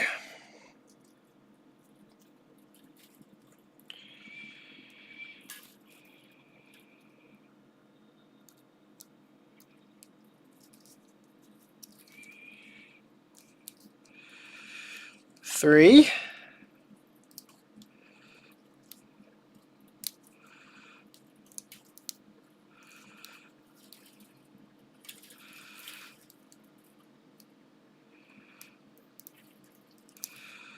Four.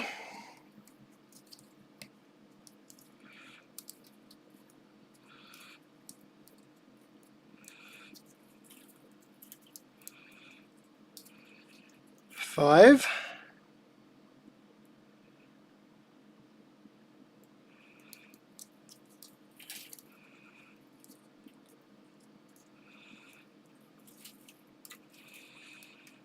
Six.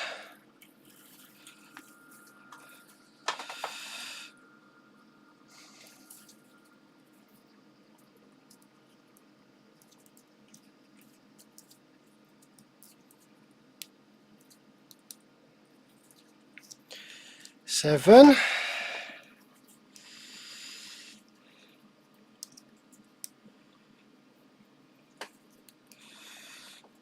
Right, now I can start tugging on it. It's got some bite. 8.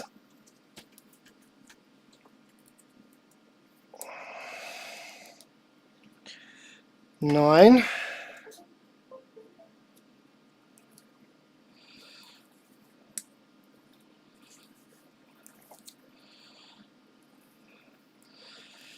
10.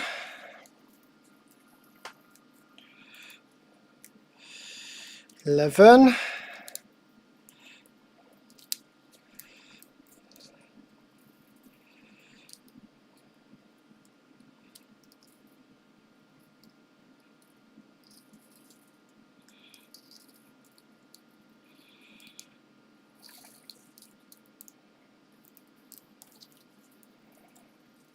12.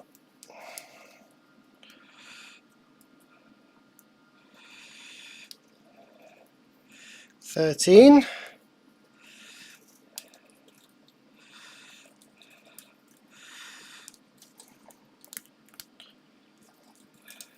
14.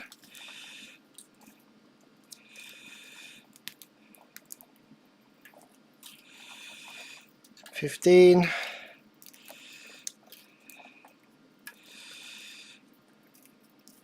16, 17, 18,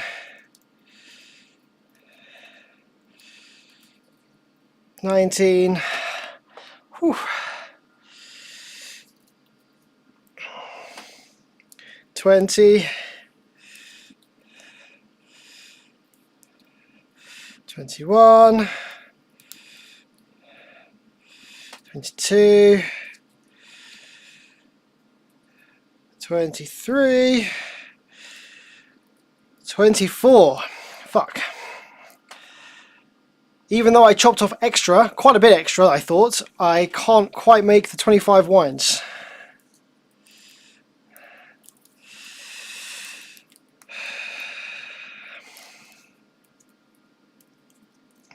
That's probably just because I can't wind it as tightly as they can from the factory. I'm tempted to unwind it and try and wind it more optimized. I need like something to clamp it on. I'm not too happy with how tightly it was wound anyway. I need like a... I have actually got a vise. I've got a vise here, and I could put this in a drill, in like a cordless drill. That might do good.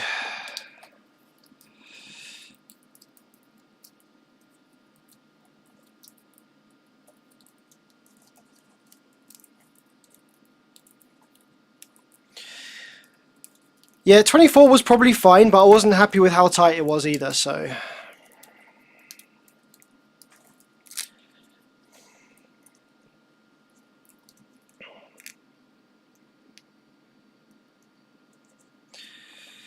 Right, let's get a vise here. Let's put a vise on the bench so we can tug on it a bit.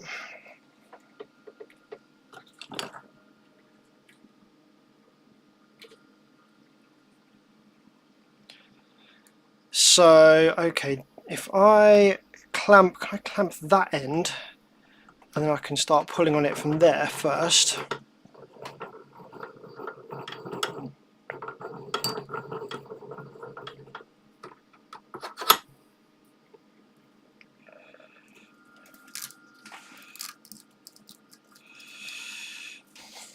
Just even out these strands a little bit.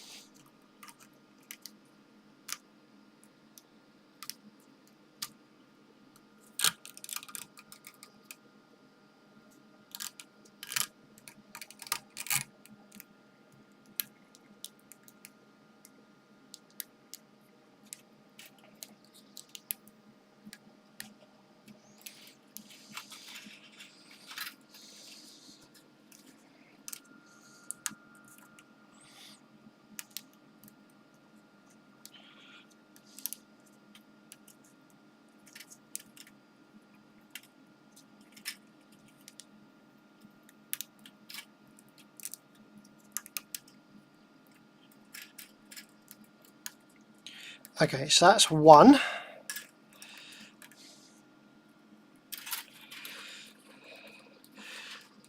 This might actually make life a bit easier doing it like this.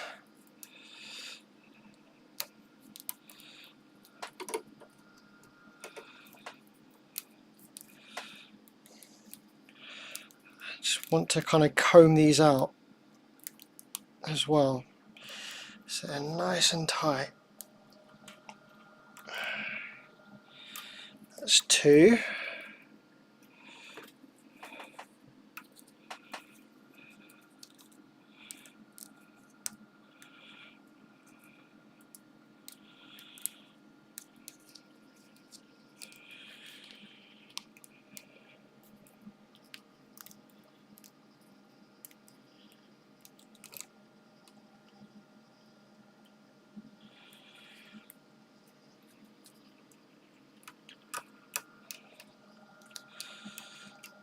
That's three.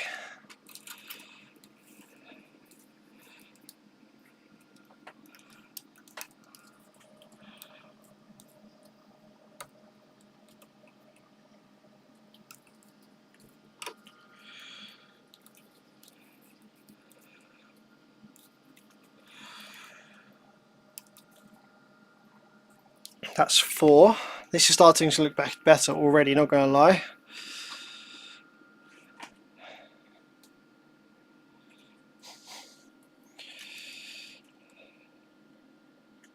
Yeah, I'm not going to get it perfect like it was in the factory, but if I can get it so that the amplifier is operating happily, then that's all that matters. It's only a sub channel, so it's not like a mega high switching frequency that it has to filter.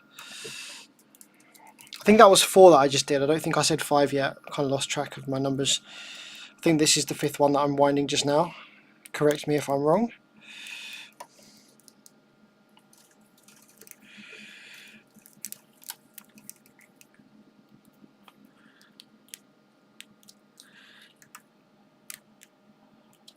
So that should be 5.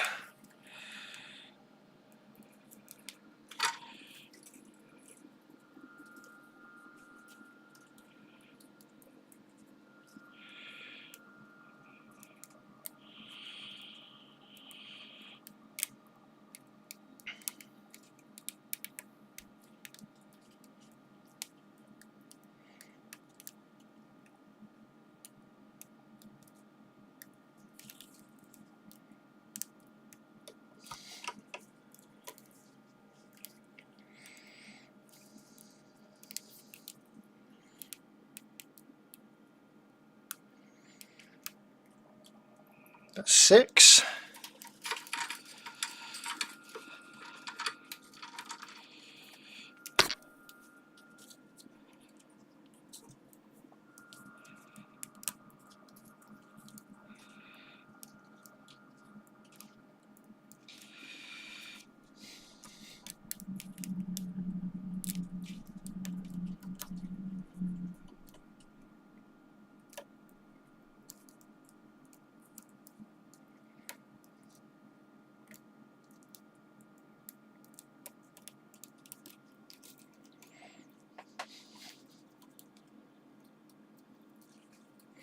Just trying to untangle these wires a little bit so they sit flat. They're very twisted.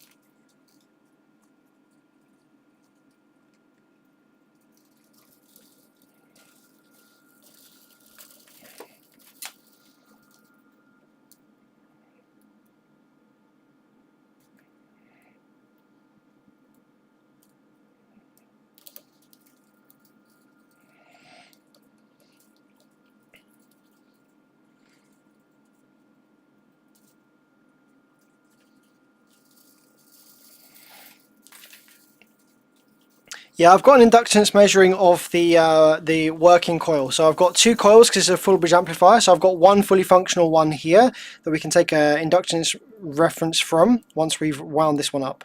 So yeah, we can cross check it against a good one once we've done. Right, that was 6.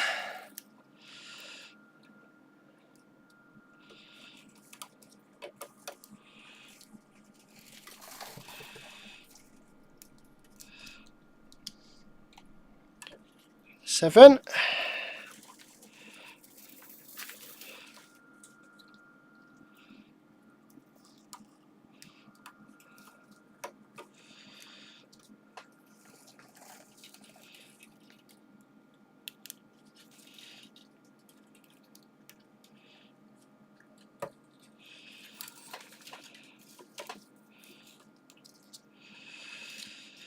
That's 8.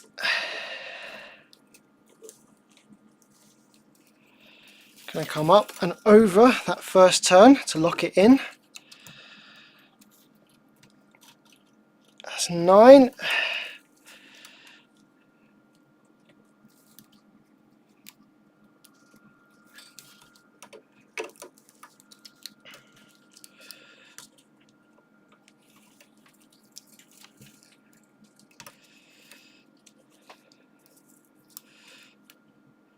It's 10.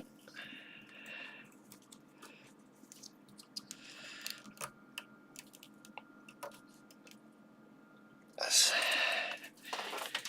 11.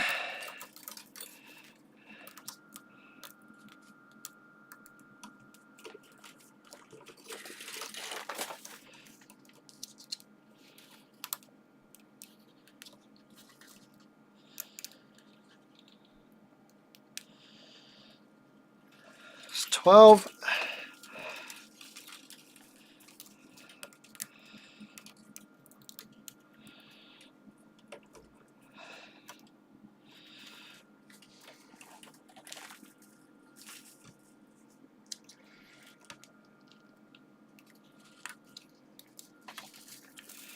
13.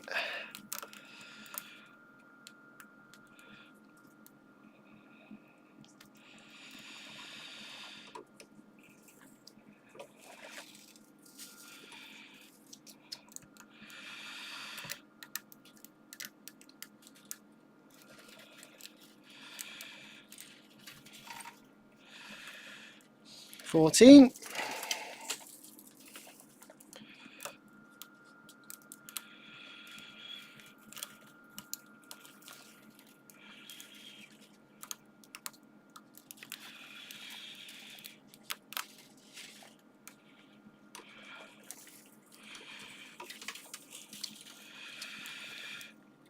15.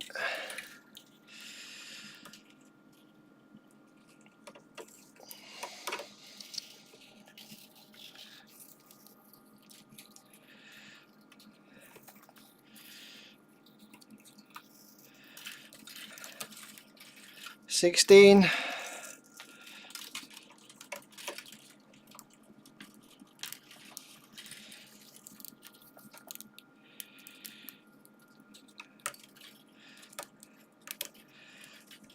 17.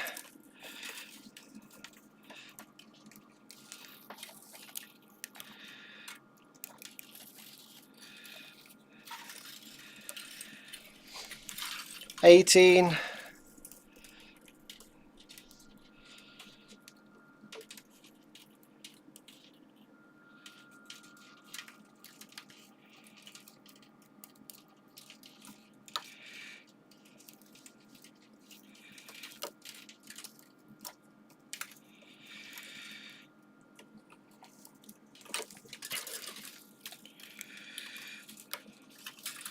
19.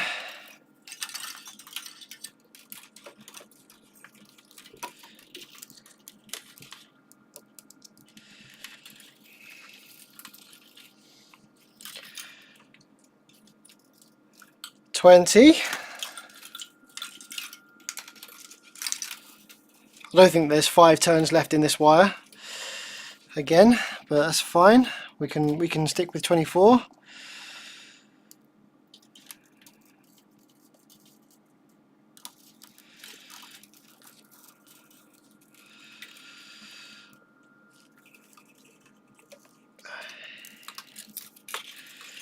$21.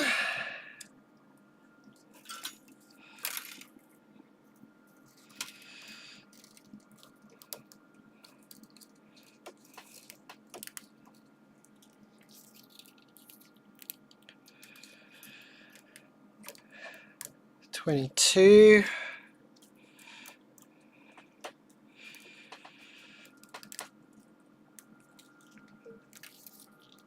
23.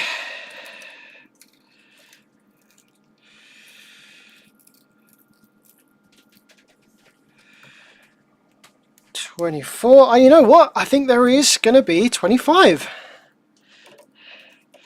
Yeah, nice. much tighter, 25. Awesome, with plenty to spare as well. Good shiz. So just to make sure that we've got 25 and that this is all good, we're gonna measure the inductance obviously, but first of all we just need to put the cores back on here. Yeah.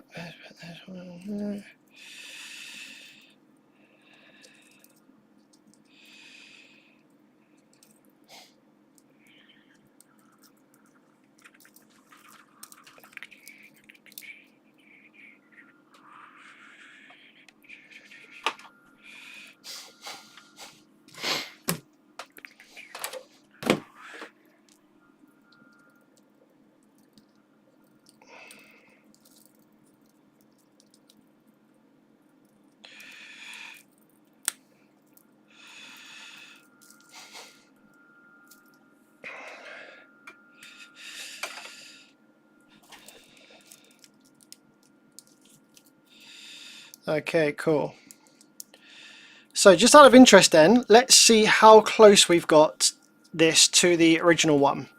So in order to do that, I'm going to need to scratch off some of the laminate from each end of this on each wire and then shove it in the inductance meter and see.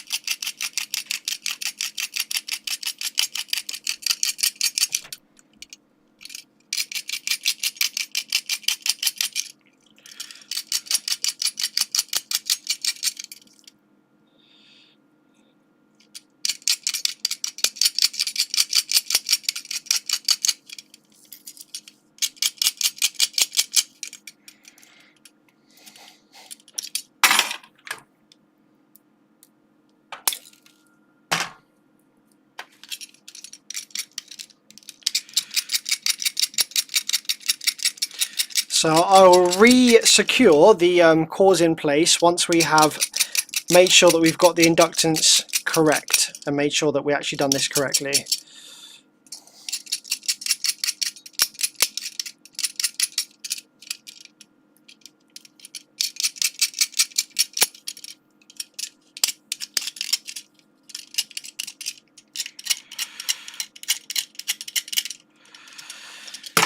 Okay, so let's see what we've got. So let's test the good one first.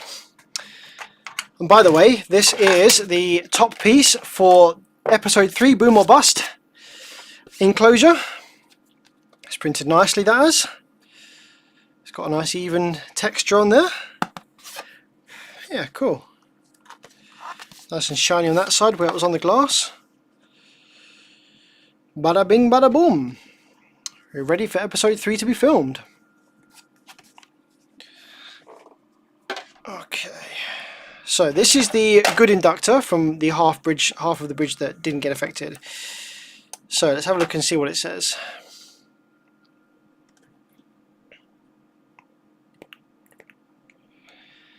So we have 0.04 millihenries.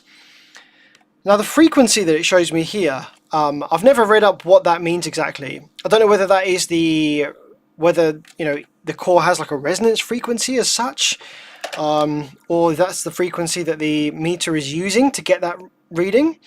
But it fluctuates a bit between 2000 and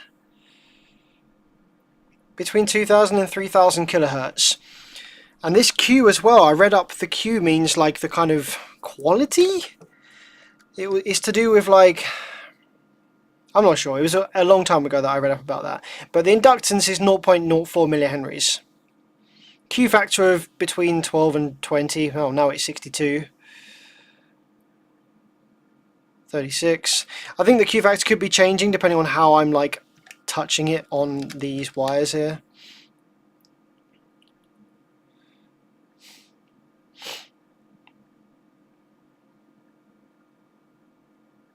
Now the Q's down at 7.8. Frequency's down at 1605. Alright, so let's see what our newly wound inductor is coming out as then. I don't have particularly high hopes that we've got it close, but we'll see what happens.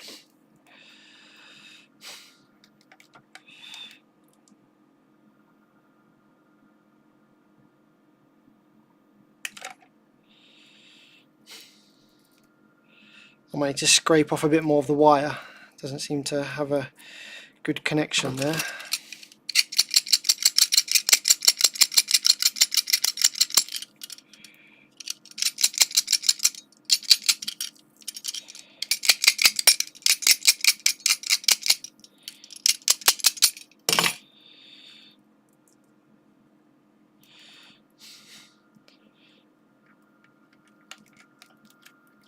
I might need to solder the strands so that we definitely get all of them connecting.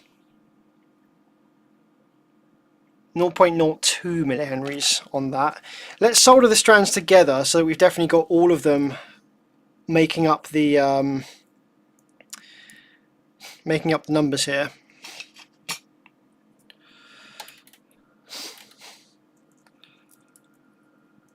I can burn the laminate off, yes I can. If I hold my soldering iron on for long enough, it will burn the laminate away and it will solder all of them together.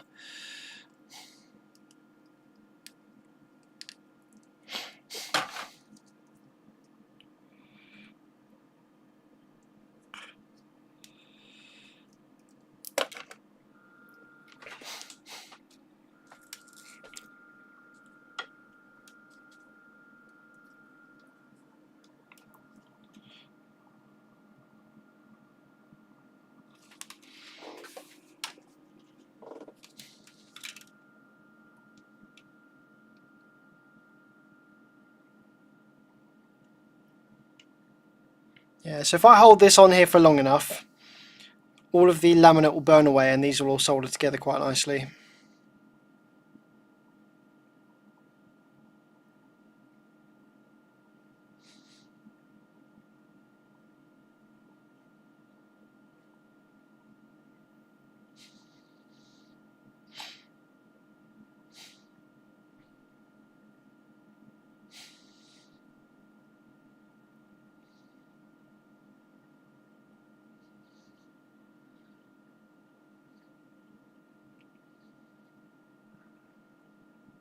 There we go. I'd say that's probably done.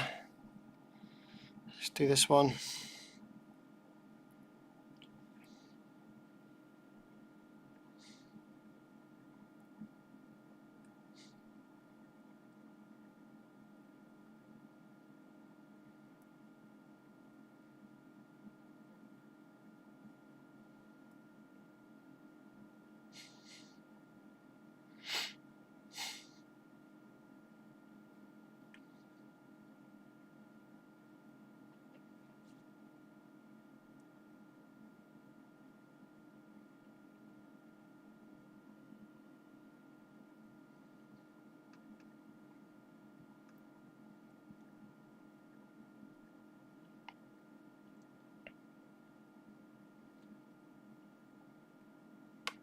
Okay, that should be all the wires bonded.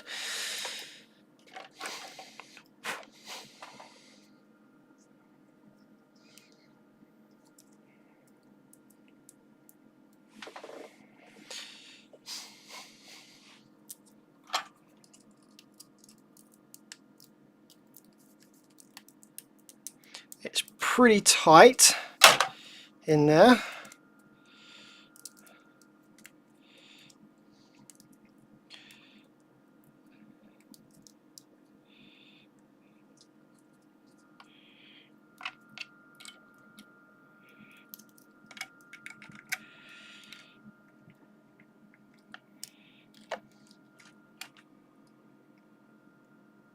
Nah, 0.02.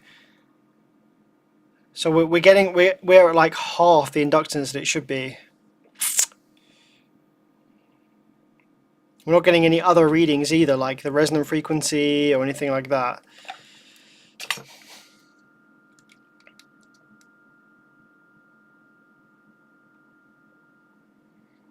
Although this one's now dropped to 0.03. So it might not be that far off, but I wonder if we just give it another turn.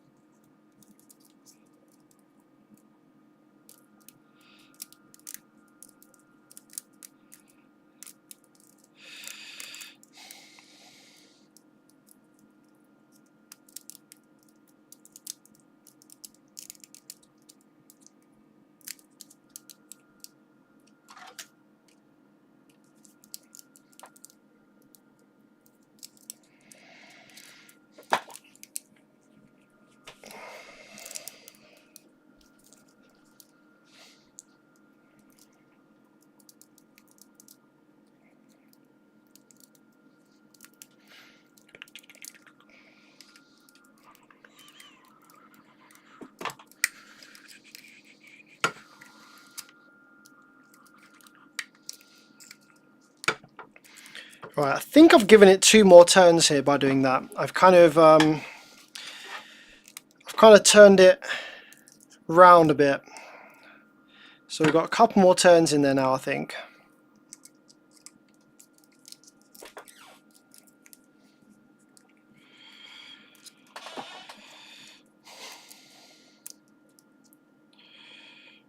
Right, let's see what we're saying now. It's possible that I skipped a turn. So I saw someone in the live chat saying that I went from like 3 to 5 earlier. So it's possible that we just missed a turn.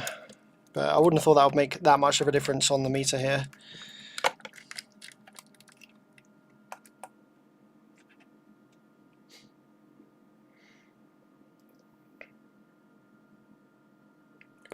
Okay, 0.03, and we have a resonance of 1497 just flashed up for a minute there. That's kind of within the spec of what the other one was. Back down to 0.2 again.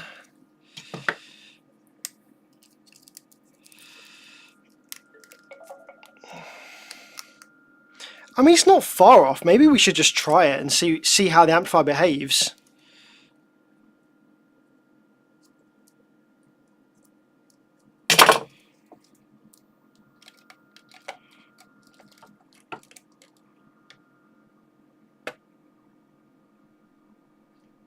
Point 0.03. Although the meter can't figure out the resonant frequency like it can with the other one.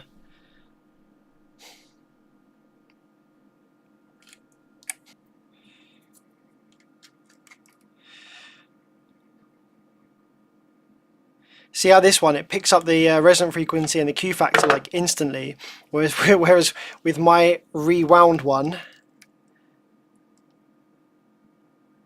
before measuring the inductance, tighten the core. That's what I have been doing, my friend. I've been literally doing this. Oh, you mean tighten the core as in like this, like the these bits? Should we wax some tape on it? Get it all tightened back up again, hey? Let's just let's drop some epoxy and in there. But first, I'm just going to wax some tape on it first.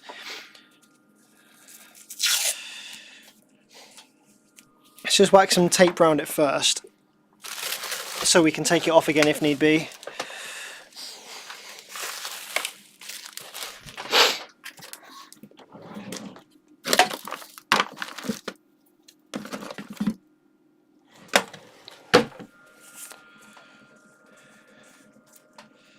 Squeeze the core. Now squeeze them papers. Does anyone watch 2 Minute Papers on YouTube? But now, squeeze those papers, because this little AI can not only read the minds of young students, but also do so in half the time. What a time to be alive!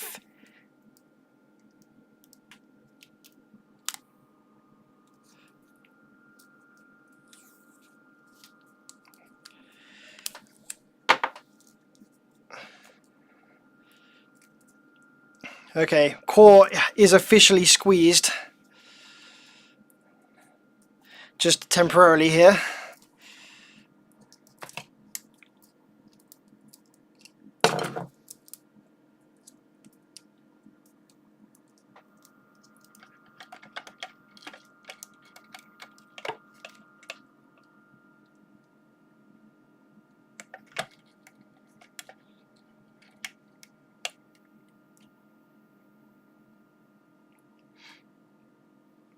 Point 0.03. I think we're probably close enough. I think this might work. Let's bang it in the amplifier and see what happens. It's not able to pick up the resonant frequency like it is on the other core, but yeah, let's give it a go and see what it has. See what it says.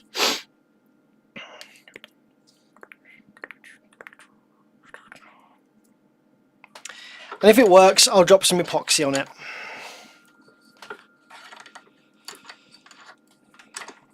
You need to add a small air gap. Wait, what's this? I'm all ears to this, by the way.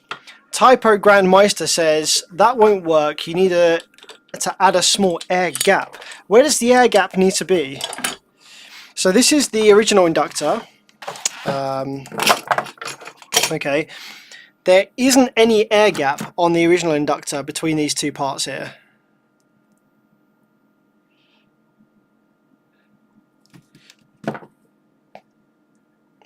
So I think this is pretty much as close to the original one as we can get it. Okay.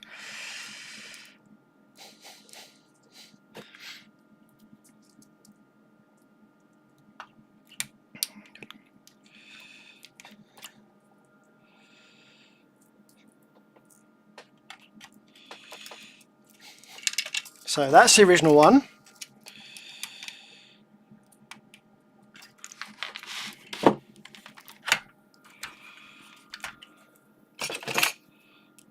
Just pull these down a little bit more.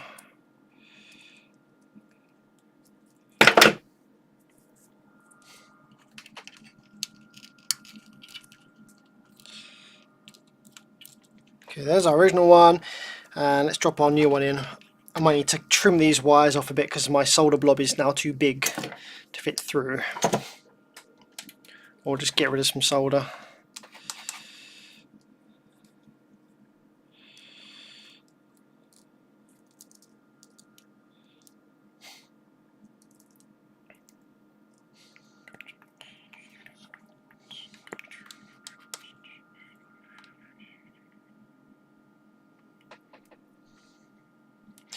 Really hope this works after all that effort of winding and grinding.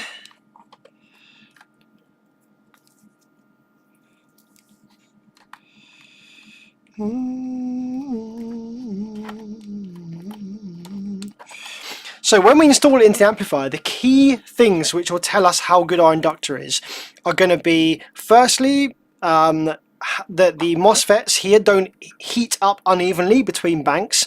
Secondly, we're going to probe the speaker output terminal of the amplifier, and provided there's not like excessively more noise on one side of the bridge than the other, we know that the inductor is doing its job. So slot it through the holes like that. Go to the other side, pull it nice and tightly.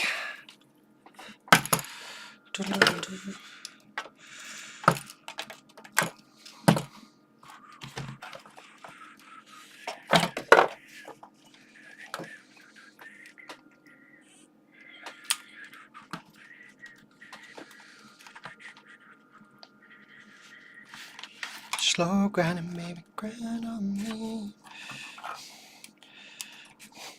And just before we drop it in, I'm going to get a cable tie and wrap it around where the original factory cable tie holes are, because these are held in by cable tie while you solder.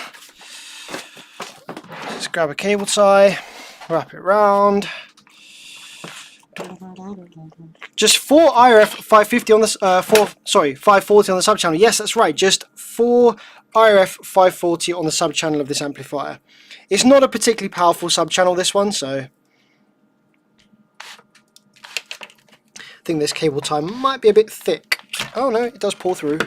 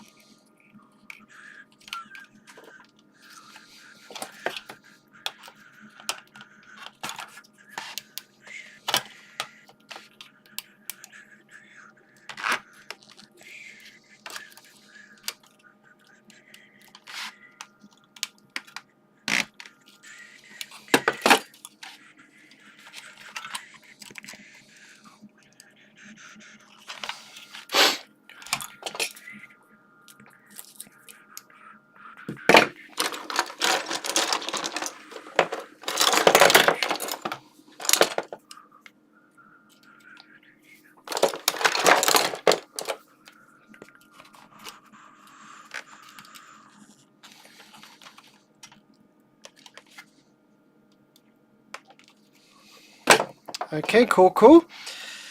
Let's pull these through, tighten these wines a little bit more.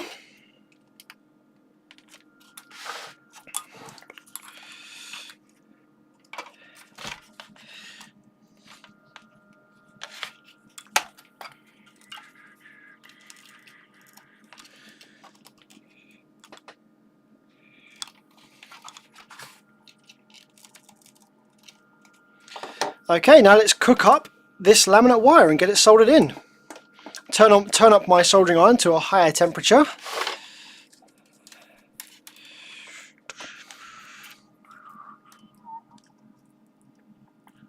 And just going to apply some solder and let it sit there for about a minute or two to burn away all of the laminate and get it soldered to the main board.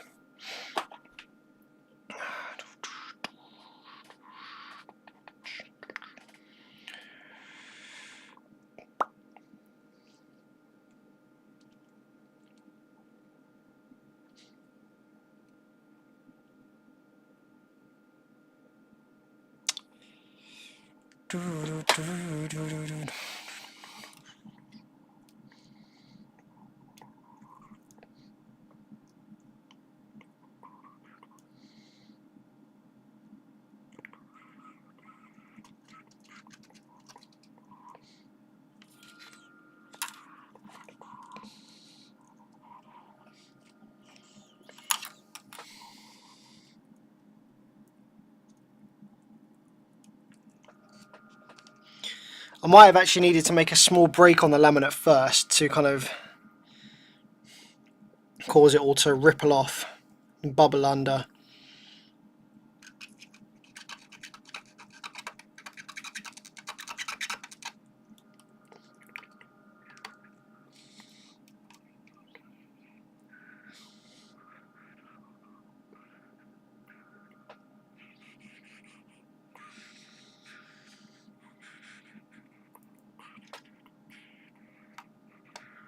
Oh no, it is working.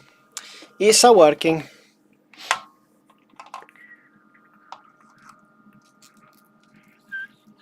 Just as slowly but surely. The laminate is burning away.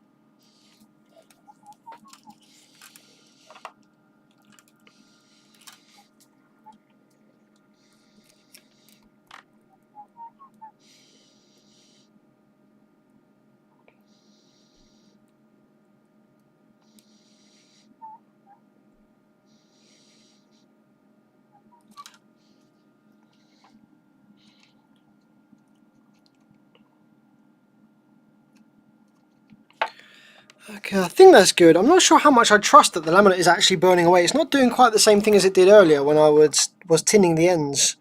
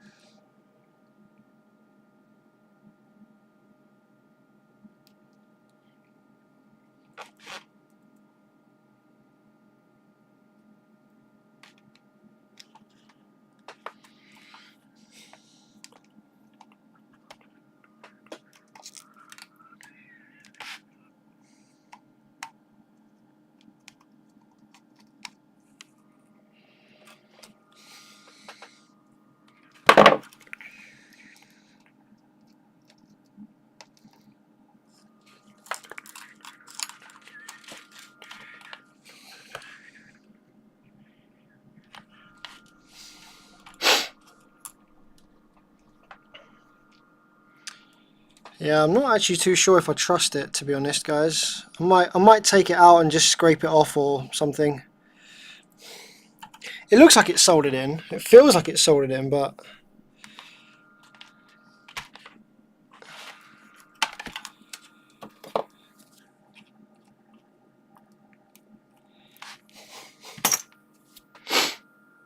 I don't like it, Jasper.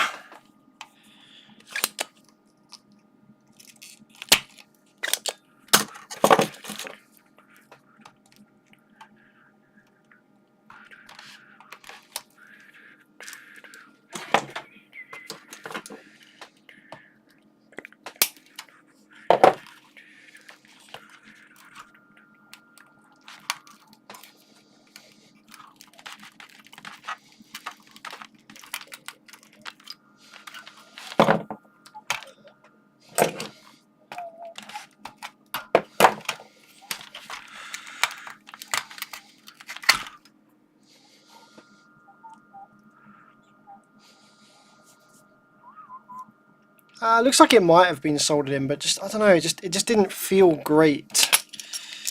Didn't look great. Didn't feel great.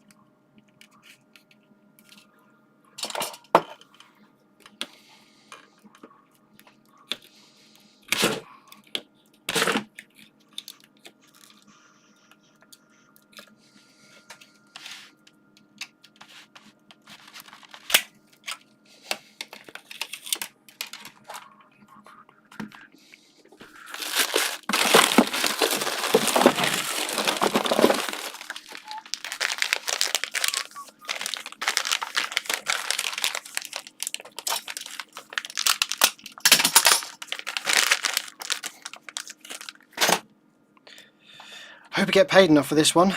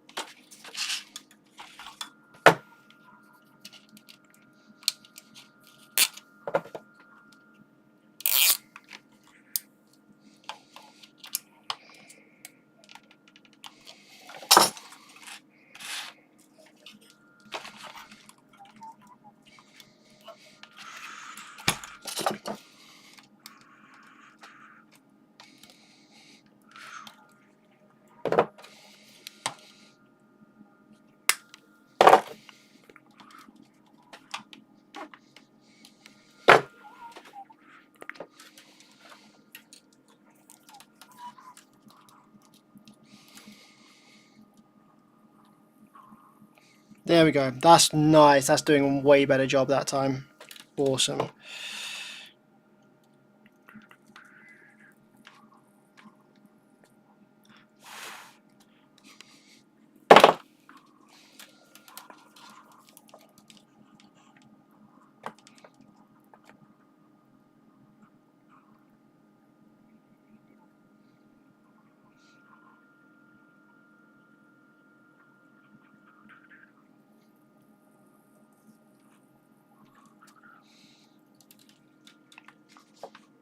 Is this pre-recorded? Nope. I'm live. I'm doing this right now for you guys. Suffering for you, for your entertainment and education, I guess.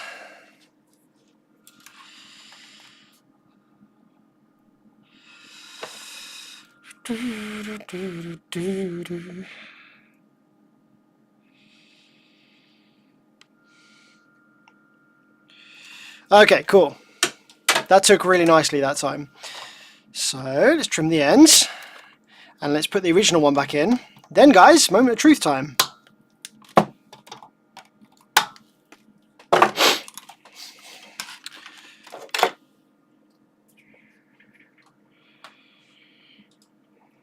Why is 10% asking if it's pre-recorded again? I already said no. Already said no, my friend. It's live. Are you in London? Nope, not anymore. I used to be close-ish to London, but I moved. Moved out of the big city.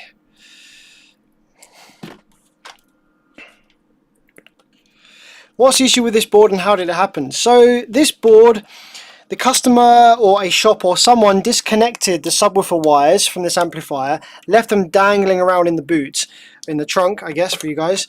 And the speaker wires were touching each other or touching ground or something for a long time. And instead of killing the output FETs, it actually just burnt up the inductor for one side. So I actually suspect that it was not actually the speaker wires touching each other. I suspect that the speaker wires, one of the speaker wires, the one that was on the bad side, was actually touching the vehicle chassis. This amplifier may have DC on the speaker terminals at all times, but I'm not sure. But anyway, yeah, it was probably just one of these speaker wires was touching the chassis ground. And as a result of that, it caused the inductor to burn out. Weirdly, the FETs are fine, but I am going to replace the FETs anyway because they were probably under stress given that failure mode. So although the MOSFETs are actually reading fine and everything and switching and stuff, I'm going to replace them.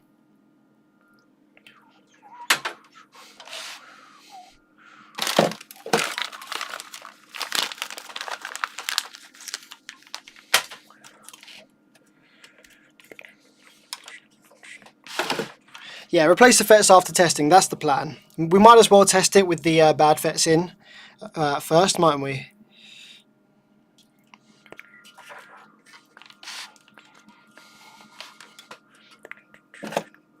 Well, I say bad FETs, they're not bad FETs, just original old FETs.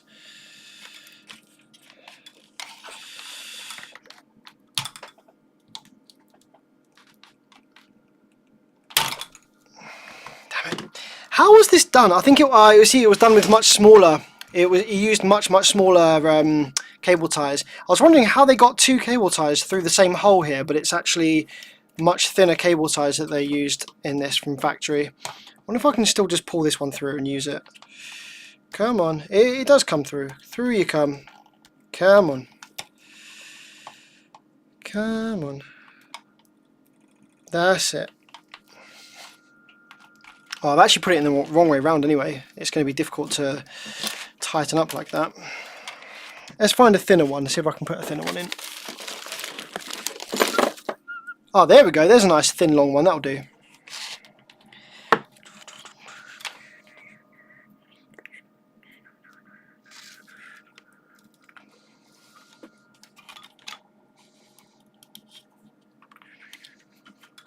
A drill, yeah. Yeah, I could drill the hole out bigger, but I want to try and avoid drilling the board if at all possible.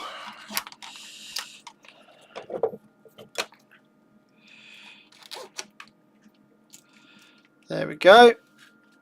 I asked you this earlier, but I missed it while busy soldering. How can you trust the glue under the pads on the PCB to take such long heating with the iron? So I don't know, they just do. Well, they don't. It depends on what kind of board it is. Some boards are really, really shit, and literally more than 5 seconds with the soldering iron, and the glue is just like bleh, and gone. However, on this one, these JLs and Rockfords seem to be extremely high temperature glue or something. But also, these pads are on very thick traces. They're not just like a single pad with like a tiny thin little trace coming off them or something like that. There's a lot of thermal mass on these pads and a lot of area of glue. So yeah, it's fine.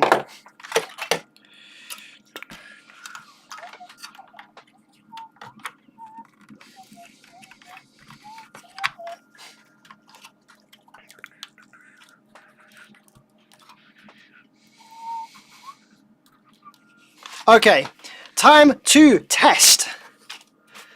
Finally, time to test.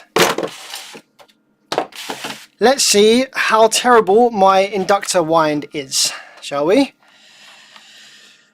So, let's get some power wires in.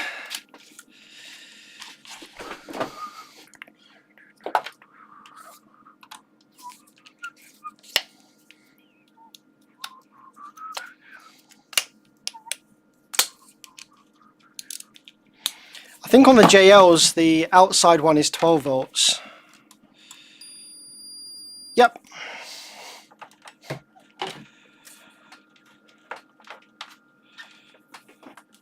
Did you measure the inductor? Yeah, we did, David. We did measure it. And it was reading close enough to the original. We think, possibly, but we'll see. We shall see.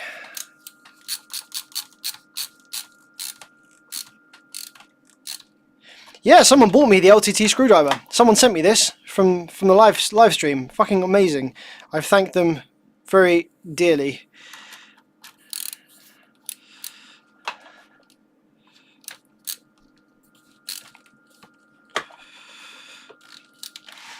For that. Right, there we go. That's that one. Remote wire.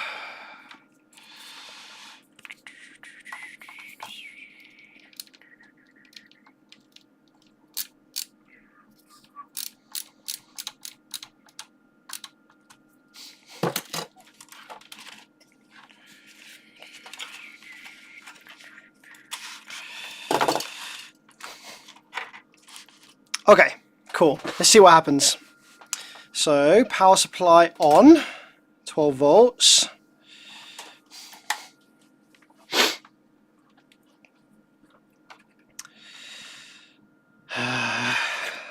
Just double check all the solder joints on the back. Yeah, I think we're good to go. I think we're good to see what it does. Turn the scope up a little bit so we can see.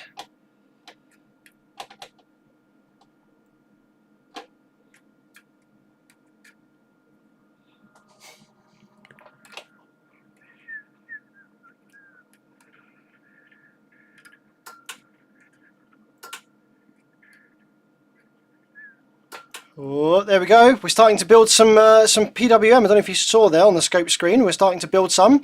I'm just going to let a little bit more current into my supply now. The MOSFETs are staying nice and cold. So I was only letting a little bit of current in. It wasn't quite enough to build these rails. Okay, we have switching. We have 4.1 amps worth of idle current draw. Now this is a 5-channel amplifier, so we've got class AB channels over on this side, which is very important we don't leave the amplifier running outside of the heatsink for too long, because we can go into current runaway with the bias, because we have these biasing transistors which will sense the temperature of the heatsink and adjust the bias accordingly as the transistors warm up. That's not going to work because we're not in the heatsink, so we can't let the amplifier idle for too long outside of the heatsink, otherwise we could damage the output transistors on this side. However, we had good and equal looking switching there from both banks of these. Let's just do that again. So let's probe one of the banks over here, power the amplifier up again, and let's compare the waveform to the other bank. So I'm going to start the scope.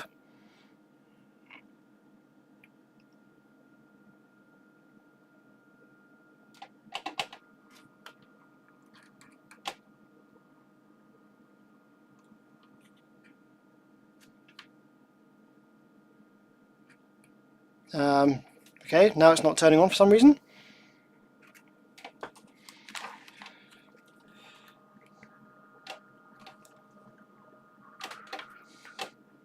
Oh, there we go.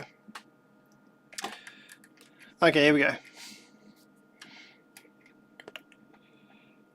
Okay, so that's one bank. See the waveform? Pause the scope, unpause. Oh crap. That's one bank. Pause the scope, unpause. So they look identical. That's cool. Okay, let's turn it off to save the Class AB channels. Now I'm going to go ahead and probe the speaker terminals over here and just make sure that we don't get loads more Class D switching noise coming through on one channel than we do the other. Okay, so I'm going to turn the scope to quite high sensitivity. Let's go for 1 volt divide. It says 10, but I'm going to flip the 1 volt switch on my probe. Quite a bit of noise because of the way I have my ground scope referenced, but it's fine. It's no big deal for just this quick test. Let's power it up and see. Okay, a bit of DC offset. I think that might be normal on these. Let's just double check. Okay, so yep, that's how these work. So we've got 31 volts DC on there. Bit of a waveform. Okay, yeah, well, we got exactly the same waveform on both channels now. Although it is very high amplitude actually. That waveform is very high amplitude, but that might just be how these work. I can't remember.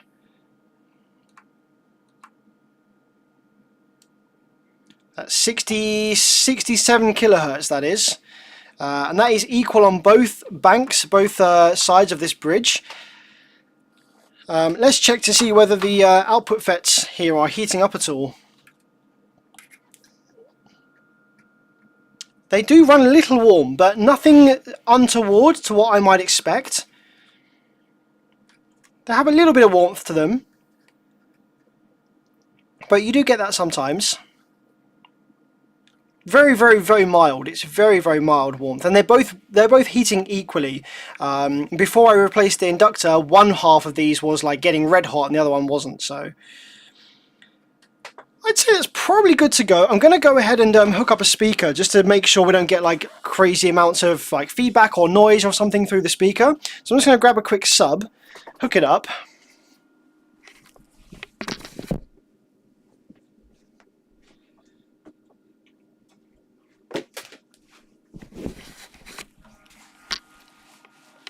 So here I've got a little test speaker, little Diamond Audio 12-inch. That's just my little workshop slut speaker that gets hammered with all the amps I've repaired, free air.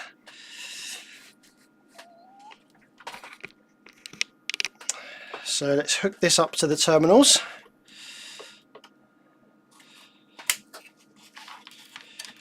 I think this is the sub channel here.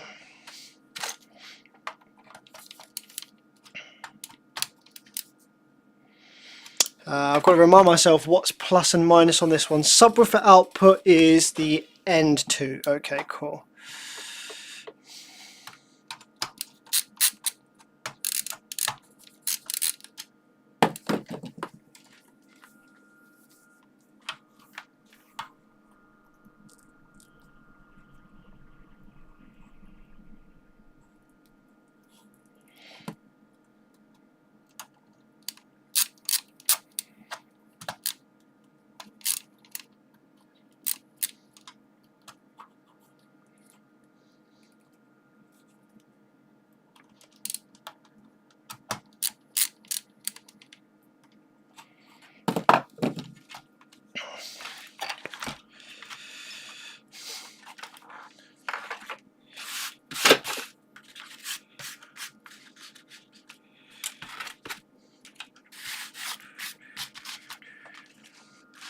So if we give it some RCA signal into the sub channel input,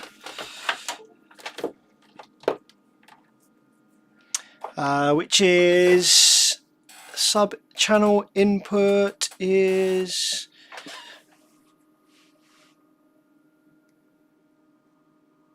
sub LPFR inputs, front inputs. Rear inputs, front.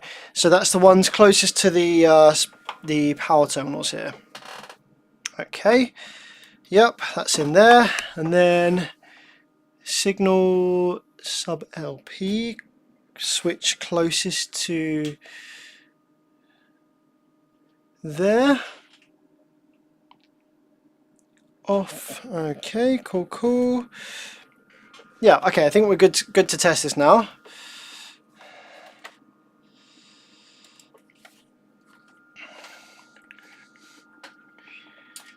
So a little bit of signal going into the amplifier. Let's turn it on and see if it moves the sub cleanly with no like crazy background noise or anything like that.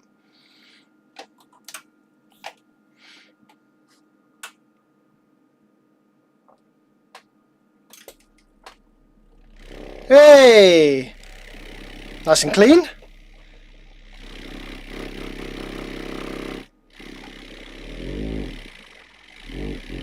Yeah, that's working great.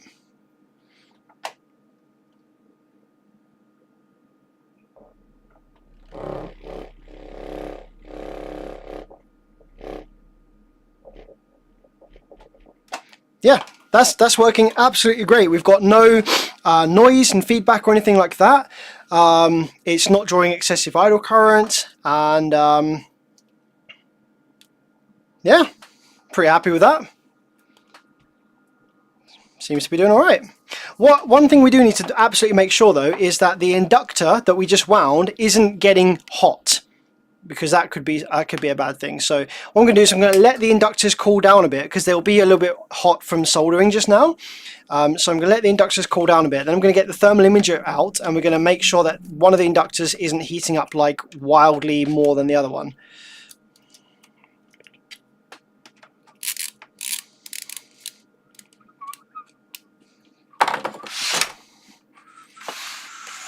Thanks, Luna. Yeah, I think we did it. We just have to double check that everything is happy. I think it is.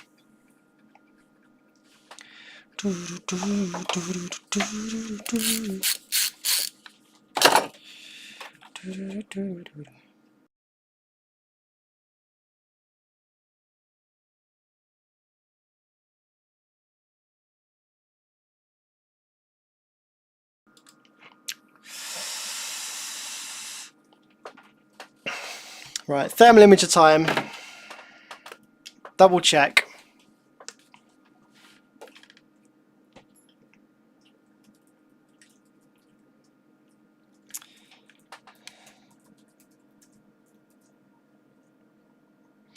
So at the moment, one of the inductors is a bit hotter than the other, I think. Flip it that way.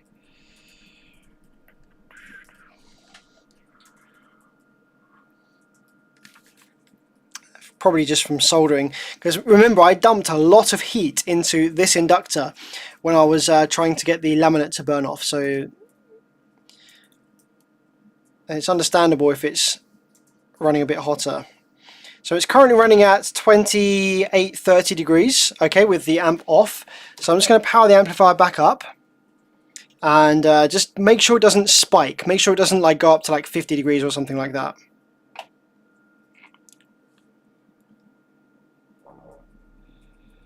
Okay, amp is now on. Sub is playing very gently.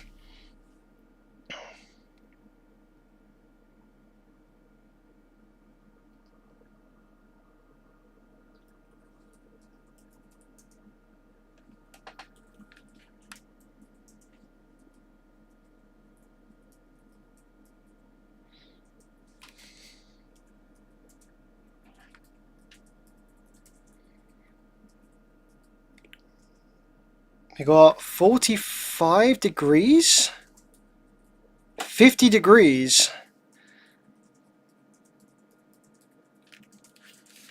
That's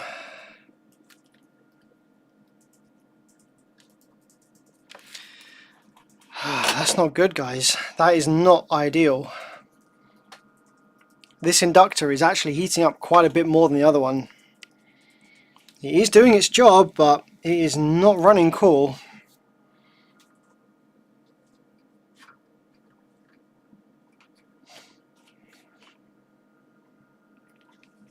Let's have a look at the output FETs. Output FETs, we have, I think it's this side heating up quite a bit more than the other side. Let's power the amplifier back up again.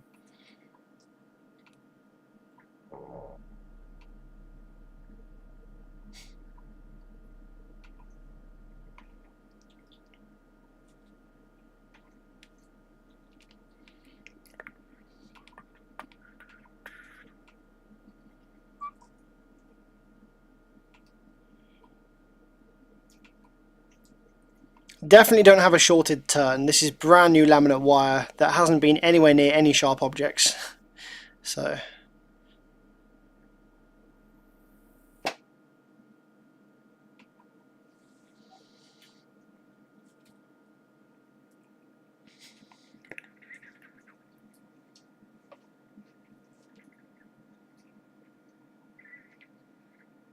that's what I was saying about the output transistors. You need to be careful leaving the amplifier on idling. They're currently at 60 degrees, which is fine, but yeah, the output MOSFETs over this side, we've got a pair of them running at 44 degrees. The other two are not running that hot. The inductor we just rewound is running at 43 degrees, whereas the other one is running cool. So it's not ideal. It's not great.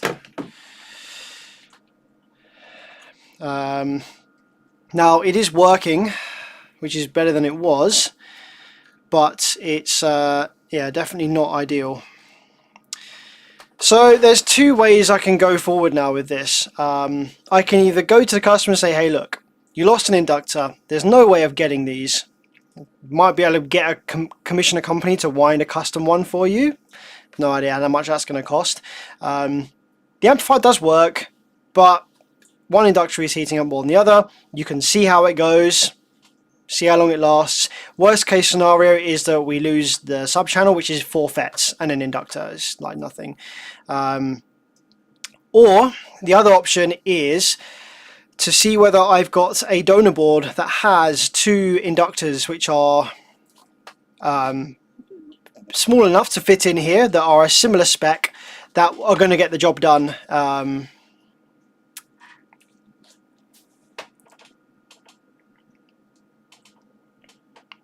Yeah, so the strands of the original inductor aren't twisted together before they're wound. I know that for a fact because I unwound the other one and they weren't twisted.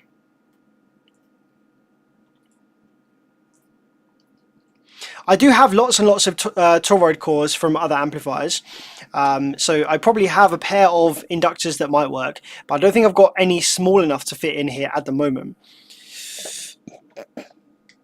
Because they've got to be small enough to fit in the case, and they've got to be the right size so that they actually fit, and they need to be powerful enough to take the power of this sub channel. I've got some very small output inductors, but I've got some really low power ones that will just burn up on this sub channel. You can't just use a ready-made one. Oh, to see if the heating reduces. Yeah, it definitely will. The reason that this inductor is heating up is because we've wound it ourselves. And it's possible that the core was damaged. This inductor got really hot, so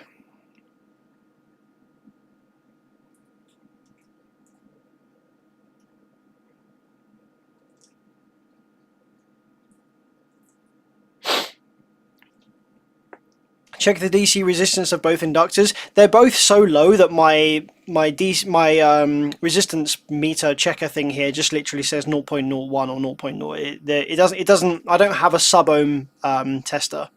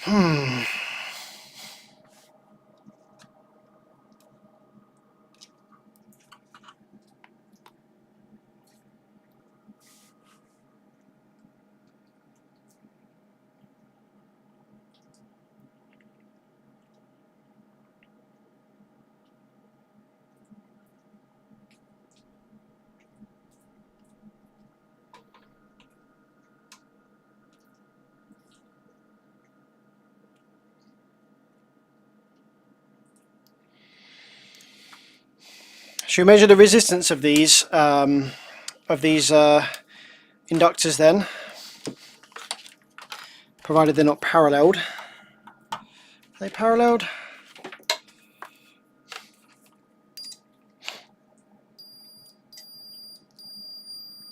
We'll have to remove them to measure the resistance because they're paralleled in the board here.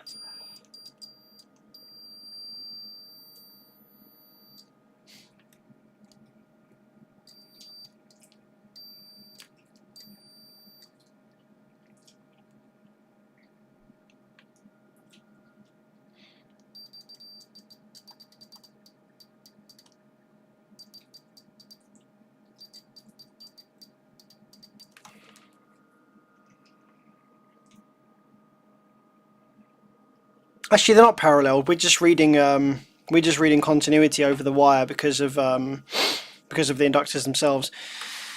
Yeah, I could measure the resistance using the power supply, see how much current drops.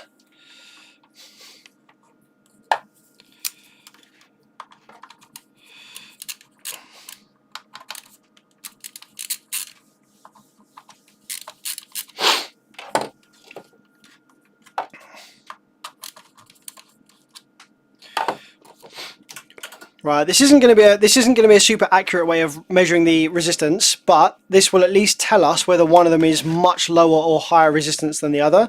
So I'm going to set my power supply here.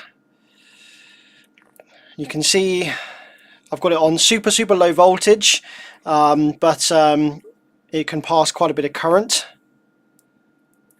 I'm gonna give it like let's go up a bit on the current so we get a good voltage reading.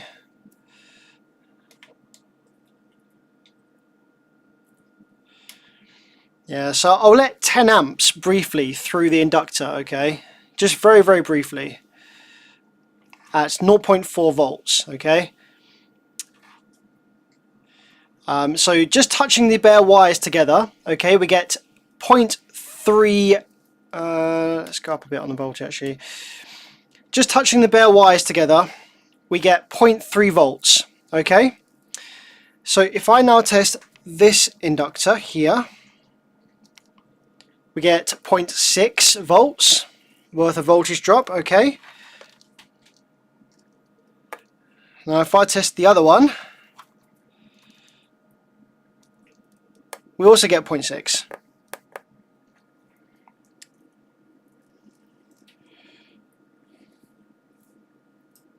Oh, remove the speaker. Yeah, I could remove the speaker, that might help.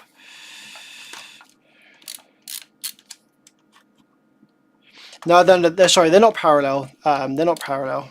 But we're reading one and the other through probably through the speaker that I still had connected because I forgot about that.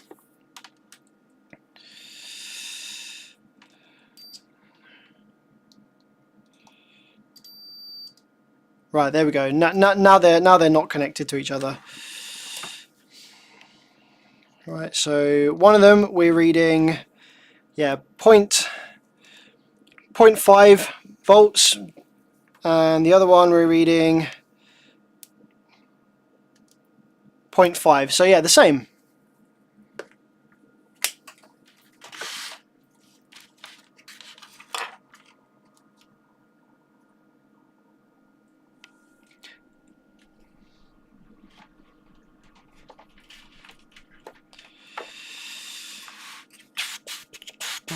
So the resistance seems to be somewhat the same, otherwise we'd get wildly different voltage drop, so that's fine. So why is one of my inductors getting so much hotter than the other? Is it just that I haven't wound it tightly enough?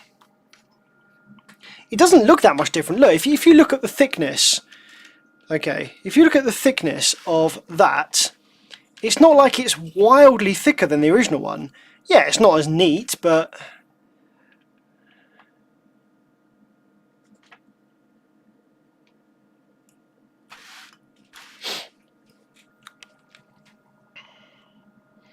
No, one of these potentiometers is for DC offset, the other one is for the clip limiter.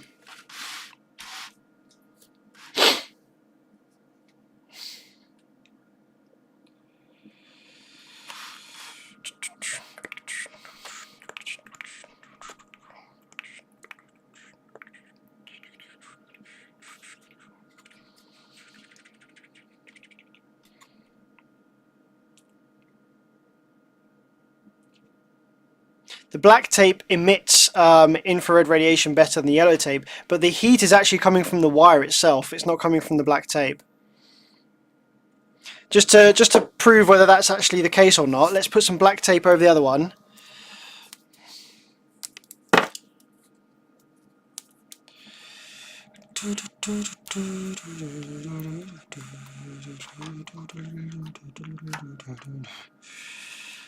I've got some black tape over the original one now.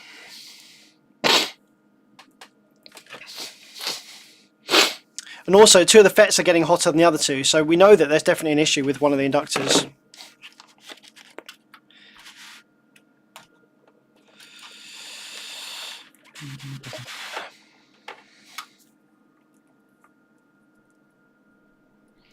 So yeah, not only is one of the inductors seeming to be heating up, but it's also the MOSFETs on that side that are heating up as well.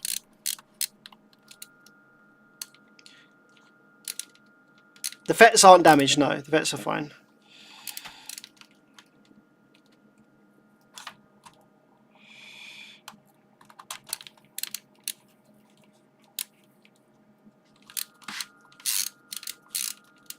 Do you know what the inductance is you should have? We should have 0.04 millihenries, and we measured we should have between 0.03 and 0.04. When I was reading the good inductor, it was just on the edge of between 0.03 and 0.04 millihenries. On the one that we rewound, we were reading a 0.03 millihenry consistently after I tightened it up. So it's not wildly off in terms of inductance, but my meter, my inductance meter here, on the good inductor, it was able to give me the resonant frequency of the inductor and the Q factor, whereas on the one that we wound, it wasn't able to give me the resonant frequency of it or the Q factor. It just didn't display it.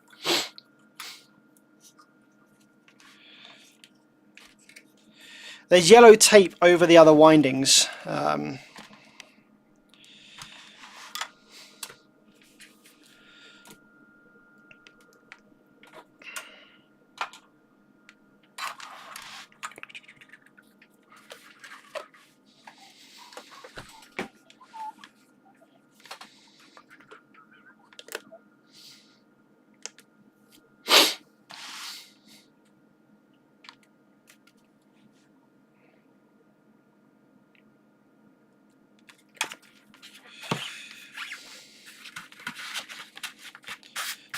Okay, here we go. We're starting off now with the new inductor that we wound, sitting at 27 degrees Celsius.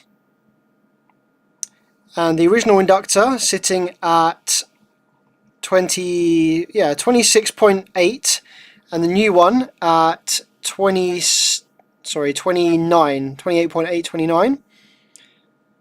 So they're a little bit off to start with. Okay, let's turn the amplifier on, get it powered up. Reduce the voltage a little bit.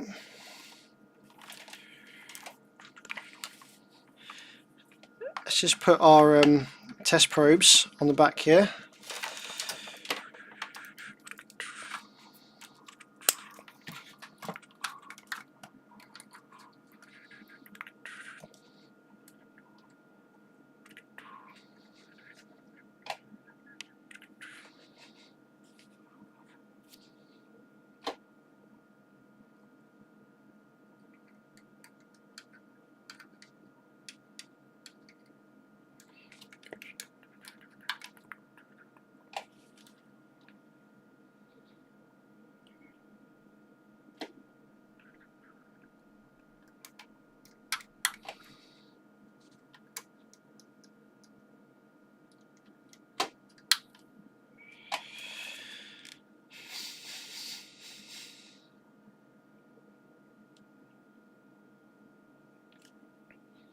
Okay, there's our two waveforms from the two halves of the bridge.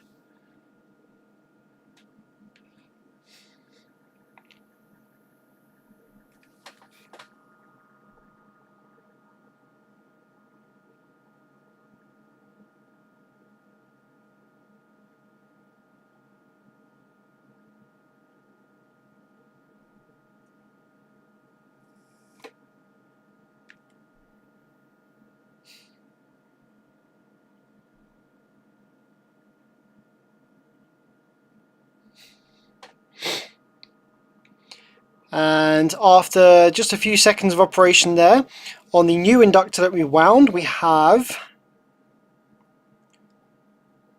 42 degrees Celsius. On the original one, we have 25 degrees Celsius. So it is definitely cooking up very quickly.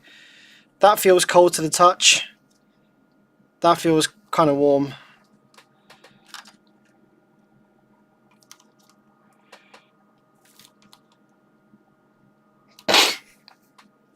So yeah, difficult one really.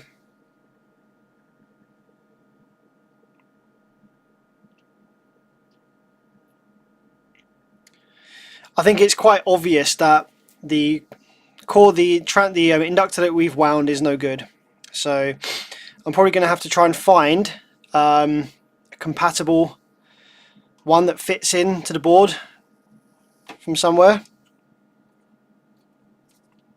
Yeah, it's getting super hot. Well, not super hot, but it's heating up.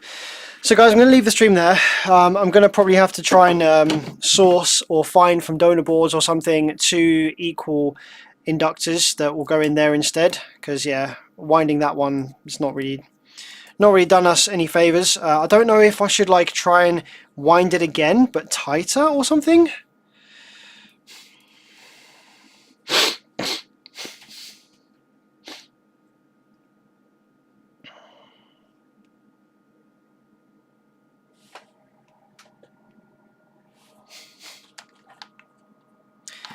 Nicholas says to check the output filter caps.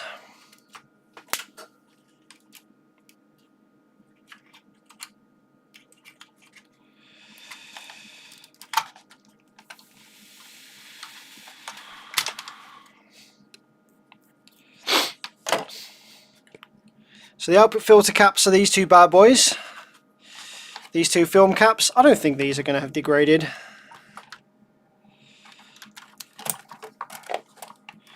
And even if they had, I don't think that the capacitors degrading would cause the inductors to heat up.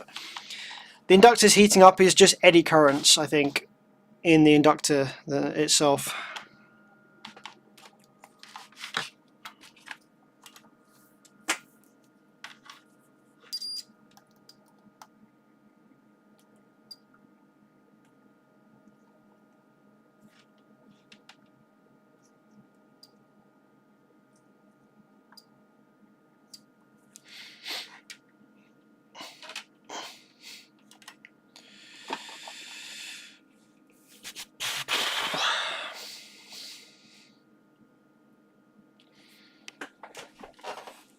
I'm also not sure if the so basically the plastic bobbin for that inductor was quite badly burned, like it was kind of, the plastic was bubbled. I wouldn't have thought that would make a difference, because it's just a plastic thing for you to wind the cable round, but would that make a difference? Could the ferrite be damaged by the heat? Like, the ferrite isn't magnetized, I don't but could the excessive heat have damaged it?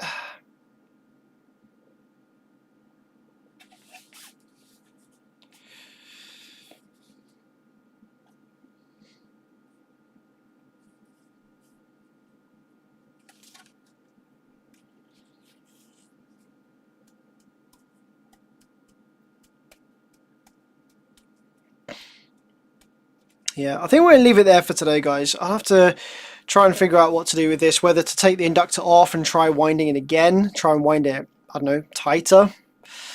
Like, it's pretty tight. I've rewound inductors before in the past, not as tightly as that, like, and they've not heated up and they've been fine.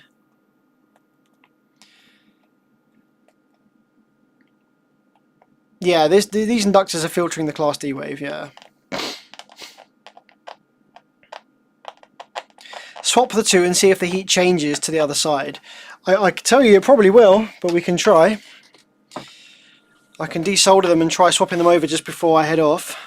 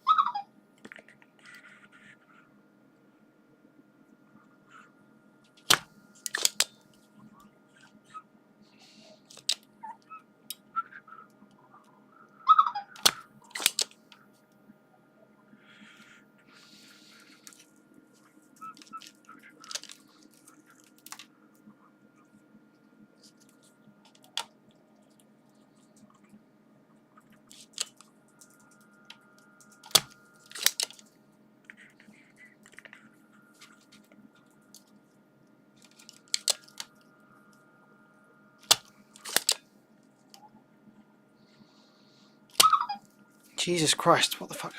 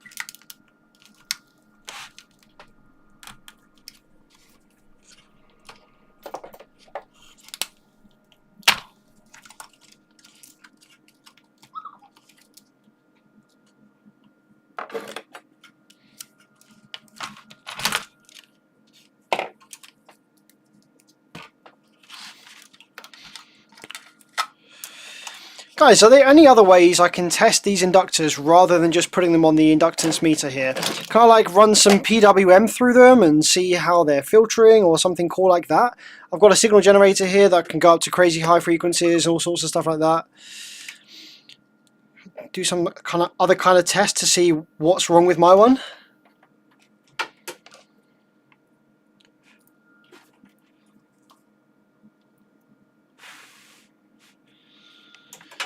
So someone suggested that the E's aren't touching enough here. That could be possible. I mean, this electrical tape is kind of spongy. So I could try and like use a cable tie or something to really clamp these E's together.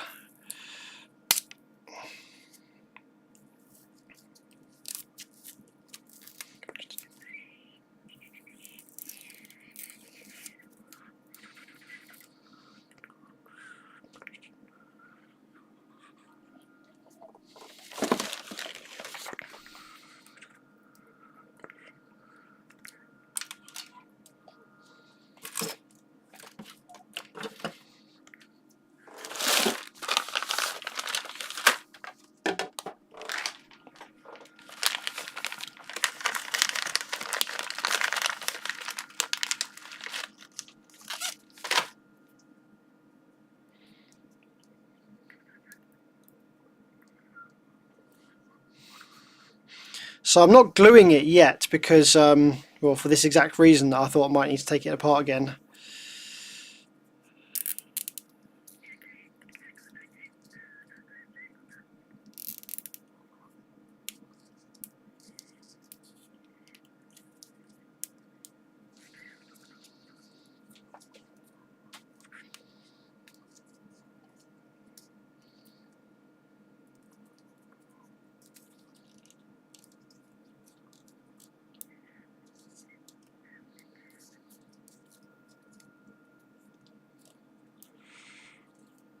Put a 4 ohm resistor on one side of the inductor wire, then run a frequency sweep through it and see the voltage output change.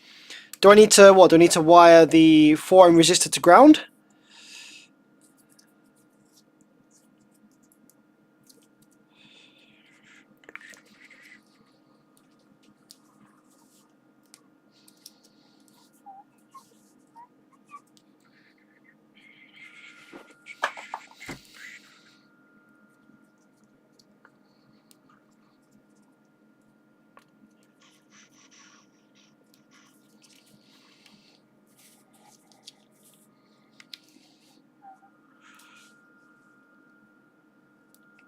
Four ohms to the inductor, but then where does the other side of the inductor connect to? Ground?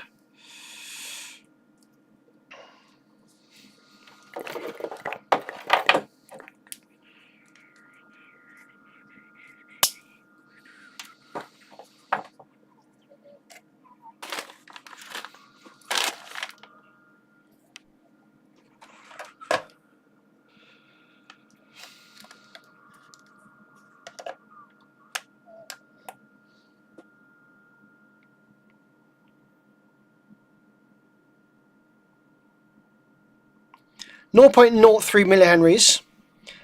But once again, my meter here, it can't figure out the resonant frequency of this inductor like it can with the good one. See what happens when I put the good one on?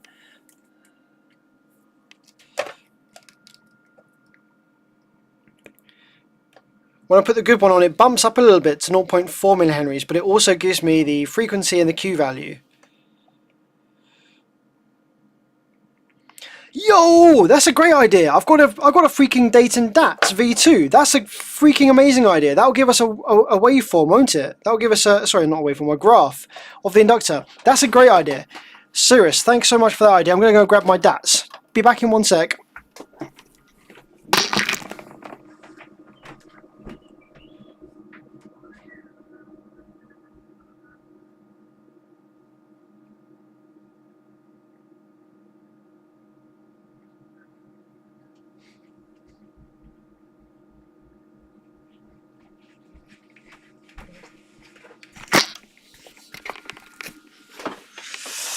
That's an awesome idea.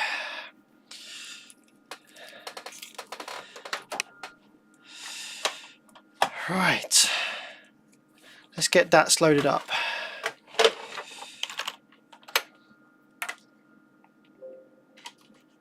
DATS hardware not found. Yes, it is.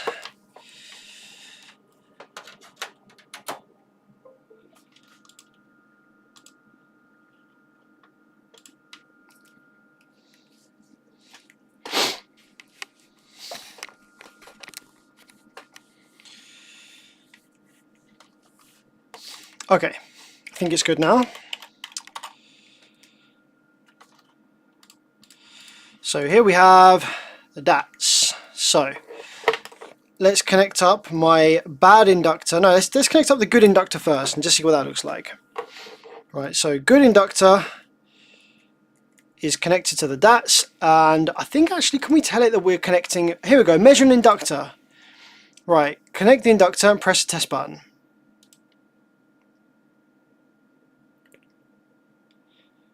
This does not appear to be an inductor. Well, it is. Hello. This is the good one. The inductor value is less than 0.05 millihenries. The DC resistance is 0.0093.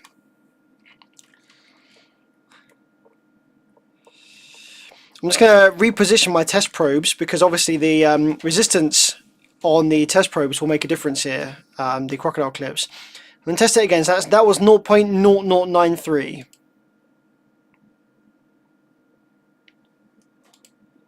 It's gone down a little bit because I squeezed it tight to 0.0082.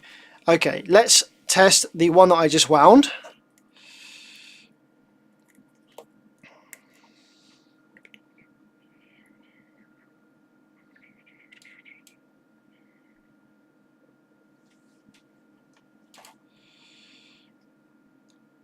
Is basically the same. 0.0094 less than 0.05 millihenries. I think the DATS is expecting you to have what do you call it? Like a crossover style inductor for audio frequencies, whereas this is for Class D switching frequencies.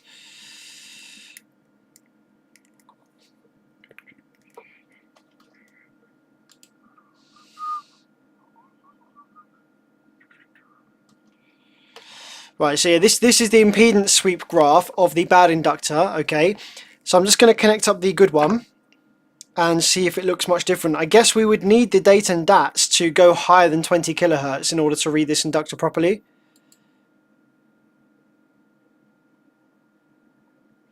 Yeah, the line shifts a little bit. You can see here that with the good inductor, we start down here at 200 hertz. Okay, and then the line starts increasing up gradually. Whereas with the bad inductor that we wound, if we do an impedance sweep, it starts a little higher at sort of like 230. If I back off one wind from this inductor, just out of interest, I'm just going to unwind one turn, because I added a couple extra turns on the end, didn't I, to make up for the 25 turns that I counted in my head, I think, or to make up the extra inductance. So if I back off a turn, okay,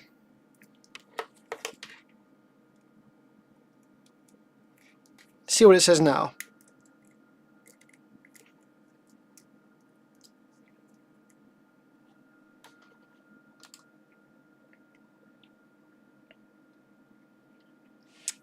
Okay, backed off a turn and we've gone up a little higher.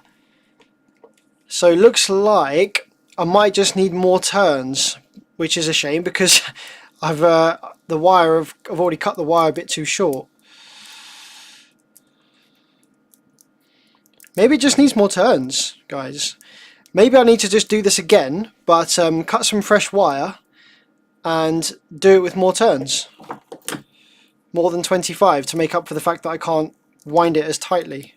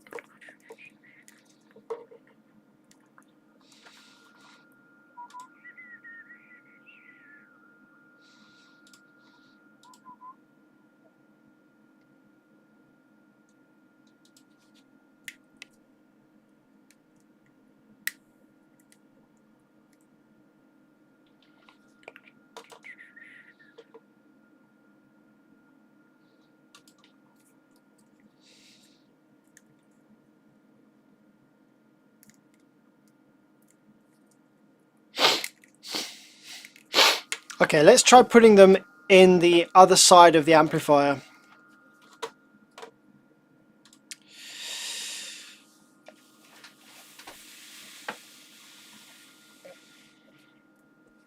Nicholas says, use a resistor in series with the inductor connected across signal gen at 100 kilohertz. Measure the voltage across the resistor, compare both inductors. Okay, let's do what Nicholas says. Let's get the scope here.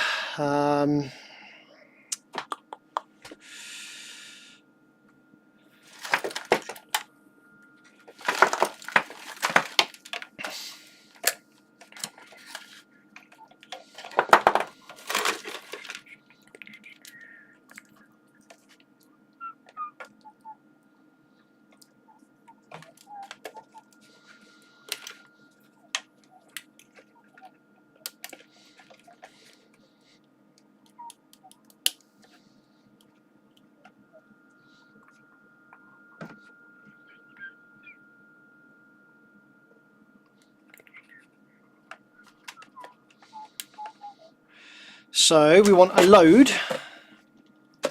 Use a resistor in series. So can I use a 47 or 4 ohm? How about a 4.7? Would that be enough? 4.7 ohm?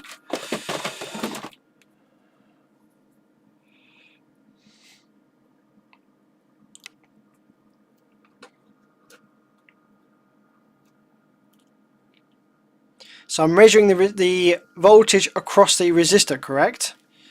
So that would need to be across the resistor like this. And then we connect one side of the resistor to the inductor.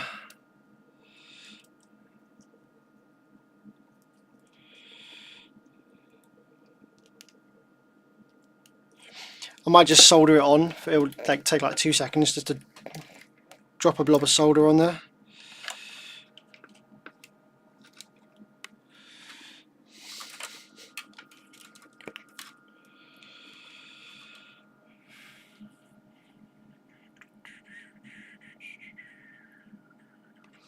Okay, so 4.7, we're measuring the voltage across there, and then we want, actually I'm going to do that way around, because that will also ground the thing. So now I'll get my frequency generator. Okay, and you want 100 kilohertz. I mean, the switching frequency is 60 of the amplifier. But if we go to 100 kilohertz, Okay, so I have 100 kilohertz, and let's have a look at the scope screen. Whoa.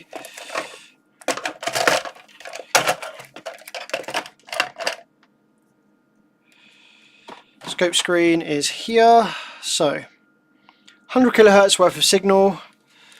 If I attach the signal to here, turn it up a bit. Okay, so across the resistor, it would appear that we have 5.8 volts on this one. This is the bad one.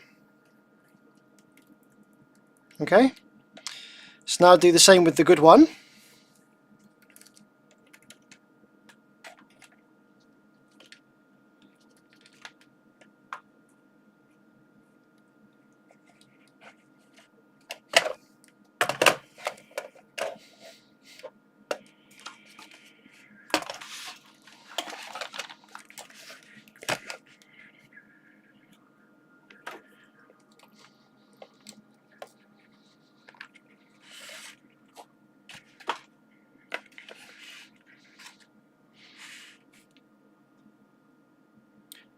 This isn't the surface of the bench, by the way. The bench surface is wood, but this is just a foam thing to raise the amplifiers and prevent them being scratched.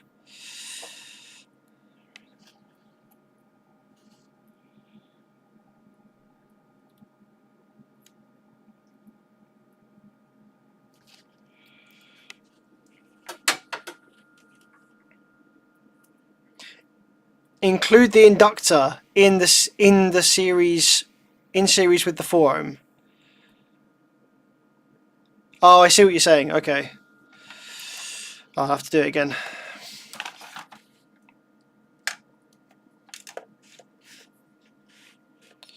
Okay, so it should be like this, right?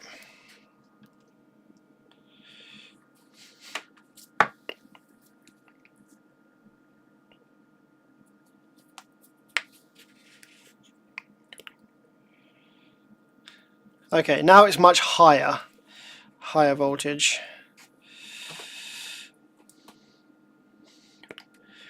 Okay, now we have 2.8 volts. We actually have a one. Yeah, there we go. We actually have a ×1 probe, which for some reason is not updating. Oh, that's because I got the wrong one. Right, there we go. We've got 2.8 volts on there. That's with the inductor like this. So we're measuring across the inductor and the 4 ohm. So we've got 2.8 to 2.9 volts on there.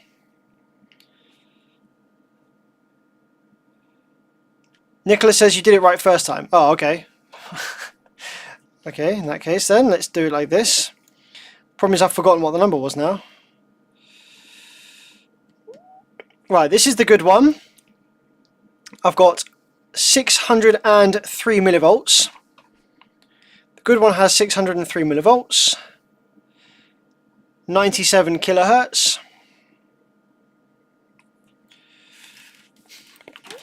And I'm just going to put another 4.7 ohm resistor on the other one.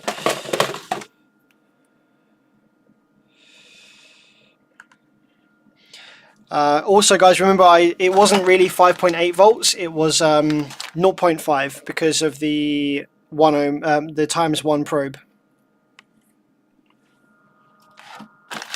But now I've changed my scope settings to actually show that. Where is the other inductor? Where's it gone?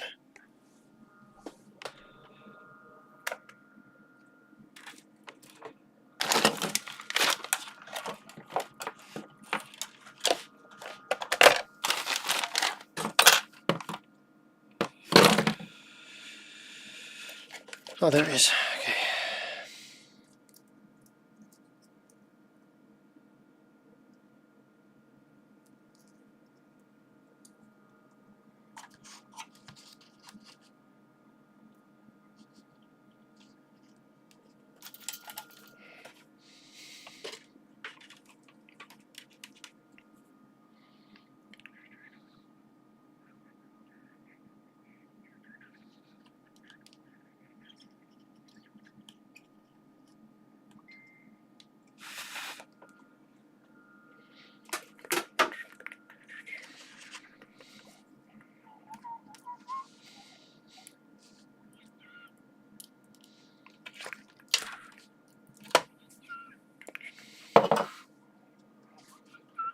Right, so this is our wound one, okay, and we get, if I just solder that lead back,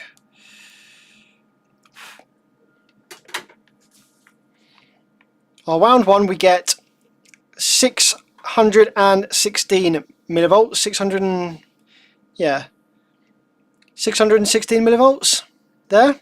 Okay, that's the one that we wound, and the good one we get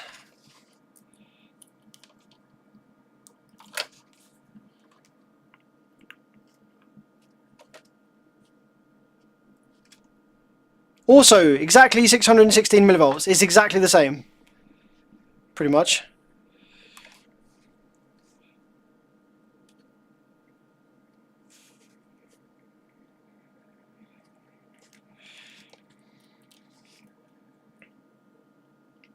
Oh, it's 604, so it's like a tiny bit different. So rather than 616, we get 604.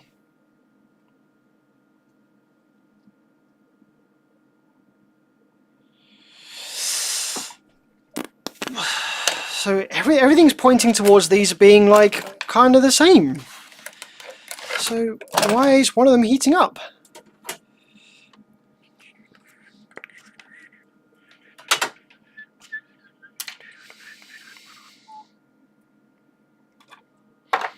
I have one idea as to why it might be heating up. When I wound this inductor, I don't know if I kept the strands for each wind like together, like where they spread out. I might have had like one turn going more one way than the other, if that makes sense. Like if I had, say I had one turn that was spread out a bit, and then the other turn was like spread out in between the strands of that turn. Maybe that had something to do with it.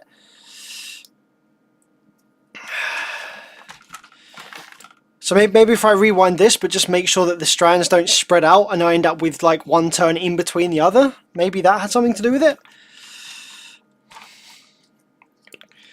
I'm just going to temporarily tack these to the bottom of the board here, just so I can test them right. I think I had the bad inductor in the bottom slot here before, so I'm going to put it in the top slot, which is then going to become this bottom slot as we flip the board upside down.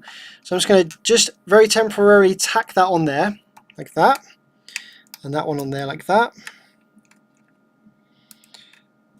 just to see whether the heating is the same now, because the only thing we've changed now is we have put a cable tie around the ferrite to squeeze it tighter, to squeeze those papers.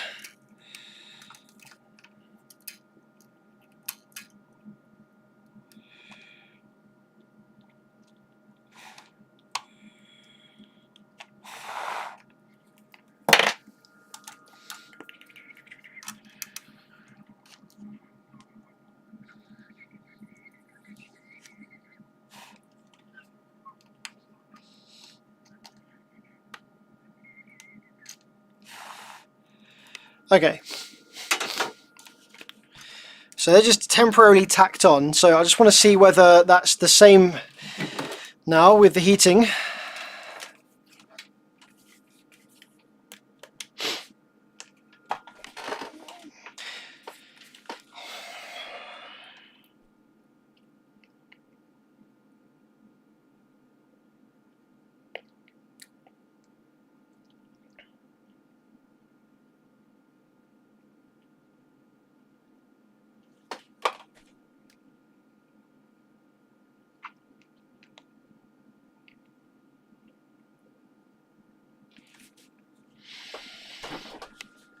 Okay, so let's just check the heat currently with them, where we're currently sitting at.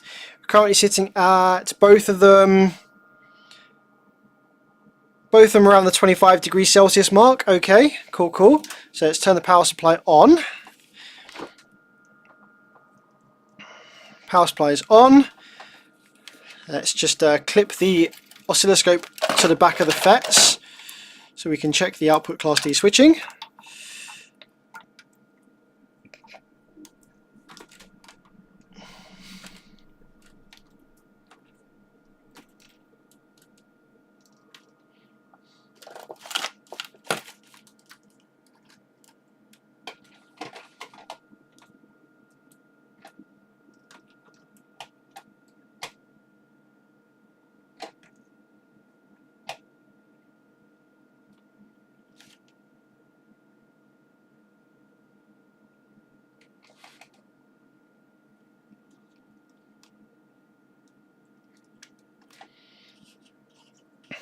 So in order to get this amp to come on, I actually need to attach the preamp daughter board. I forgot about that.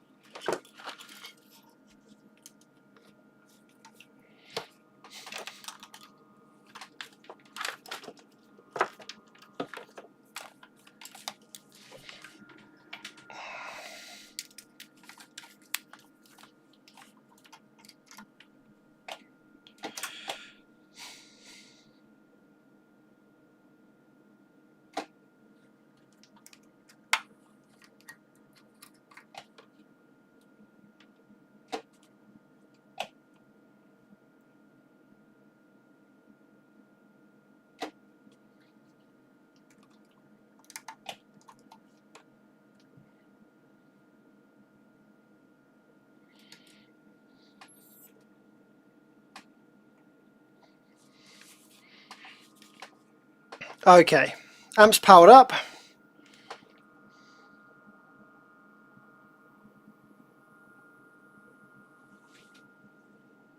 .5 amps worth of idle current draw, and as you can see, my inductor here is getting pretty hot.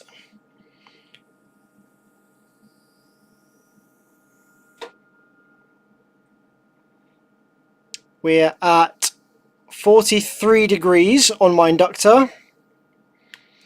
On the other inductor, we're at 27.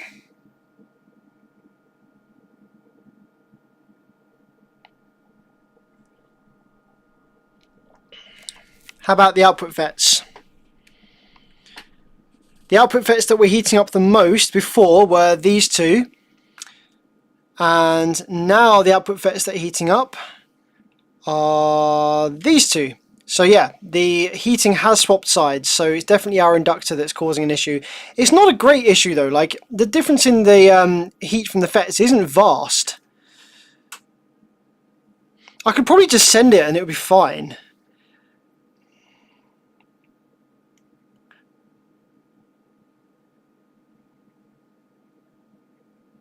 Like, yeah, the FETs are heating up a bit more on one side.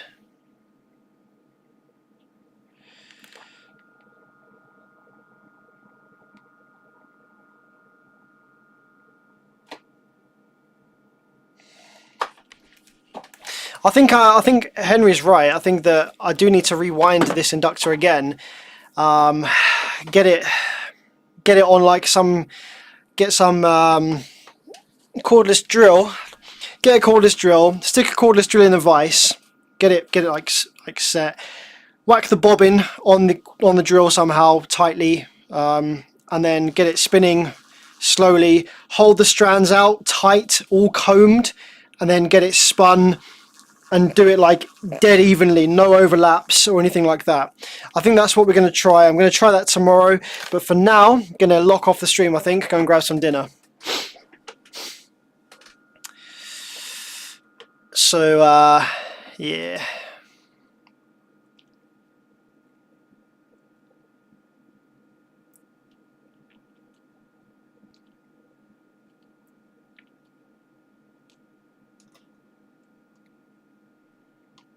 Did you cut the inductor cord to wind it? Nope. I didn't. It was already in half. I just pulled the tape off and it came apart.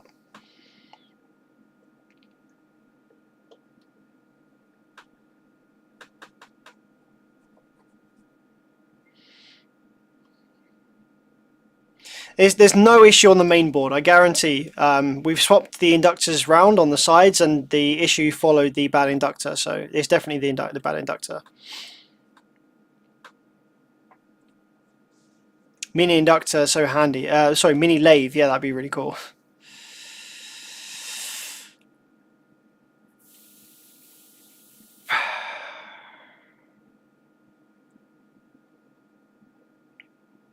Yeah, cool guys. Right, I'm gonna get some food. Thanks for staying with me, and we'll catch you in the next one. See you later.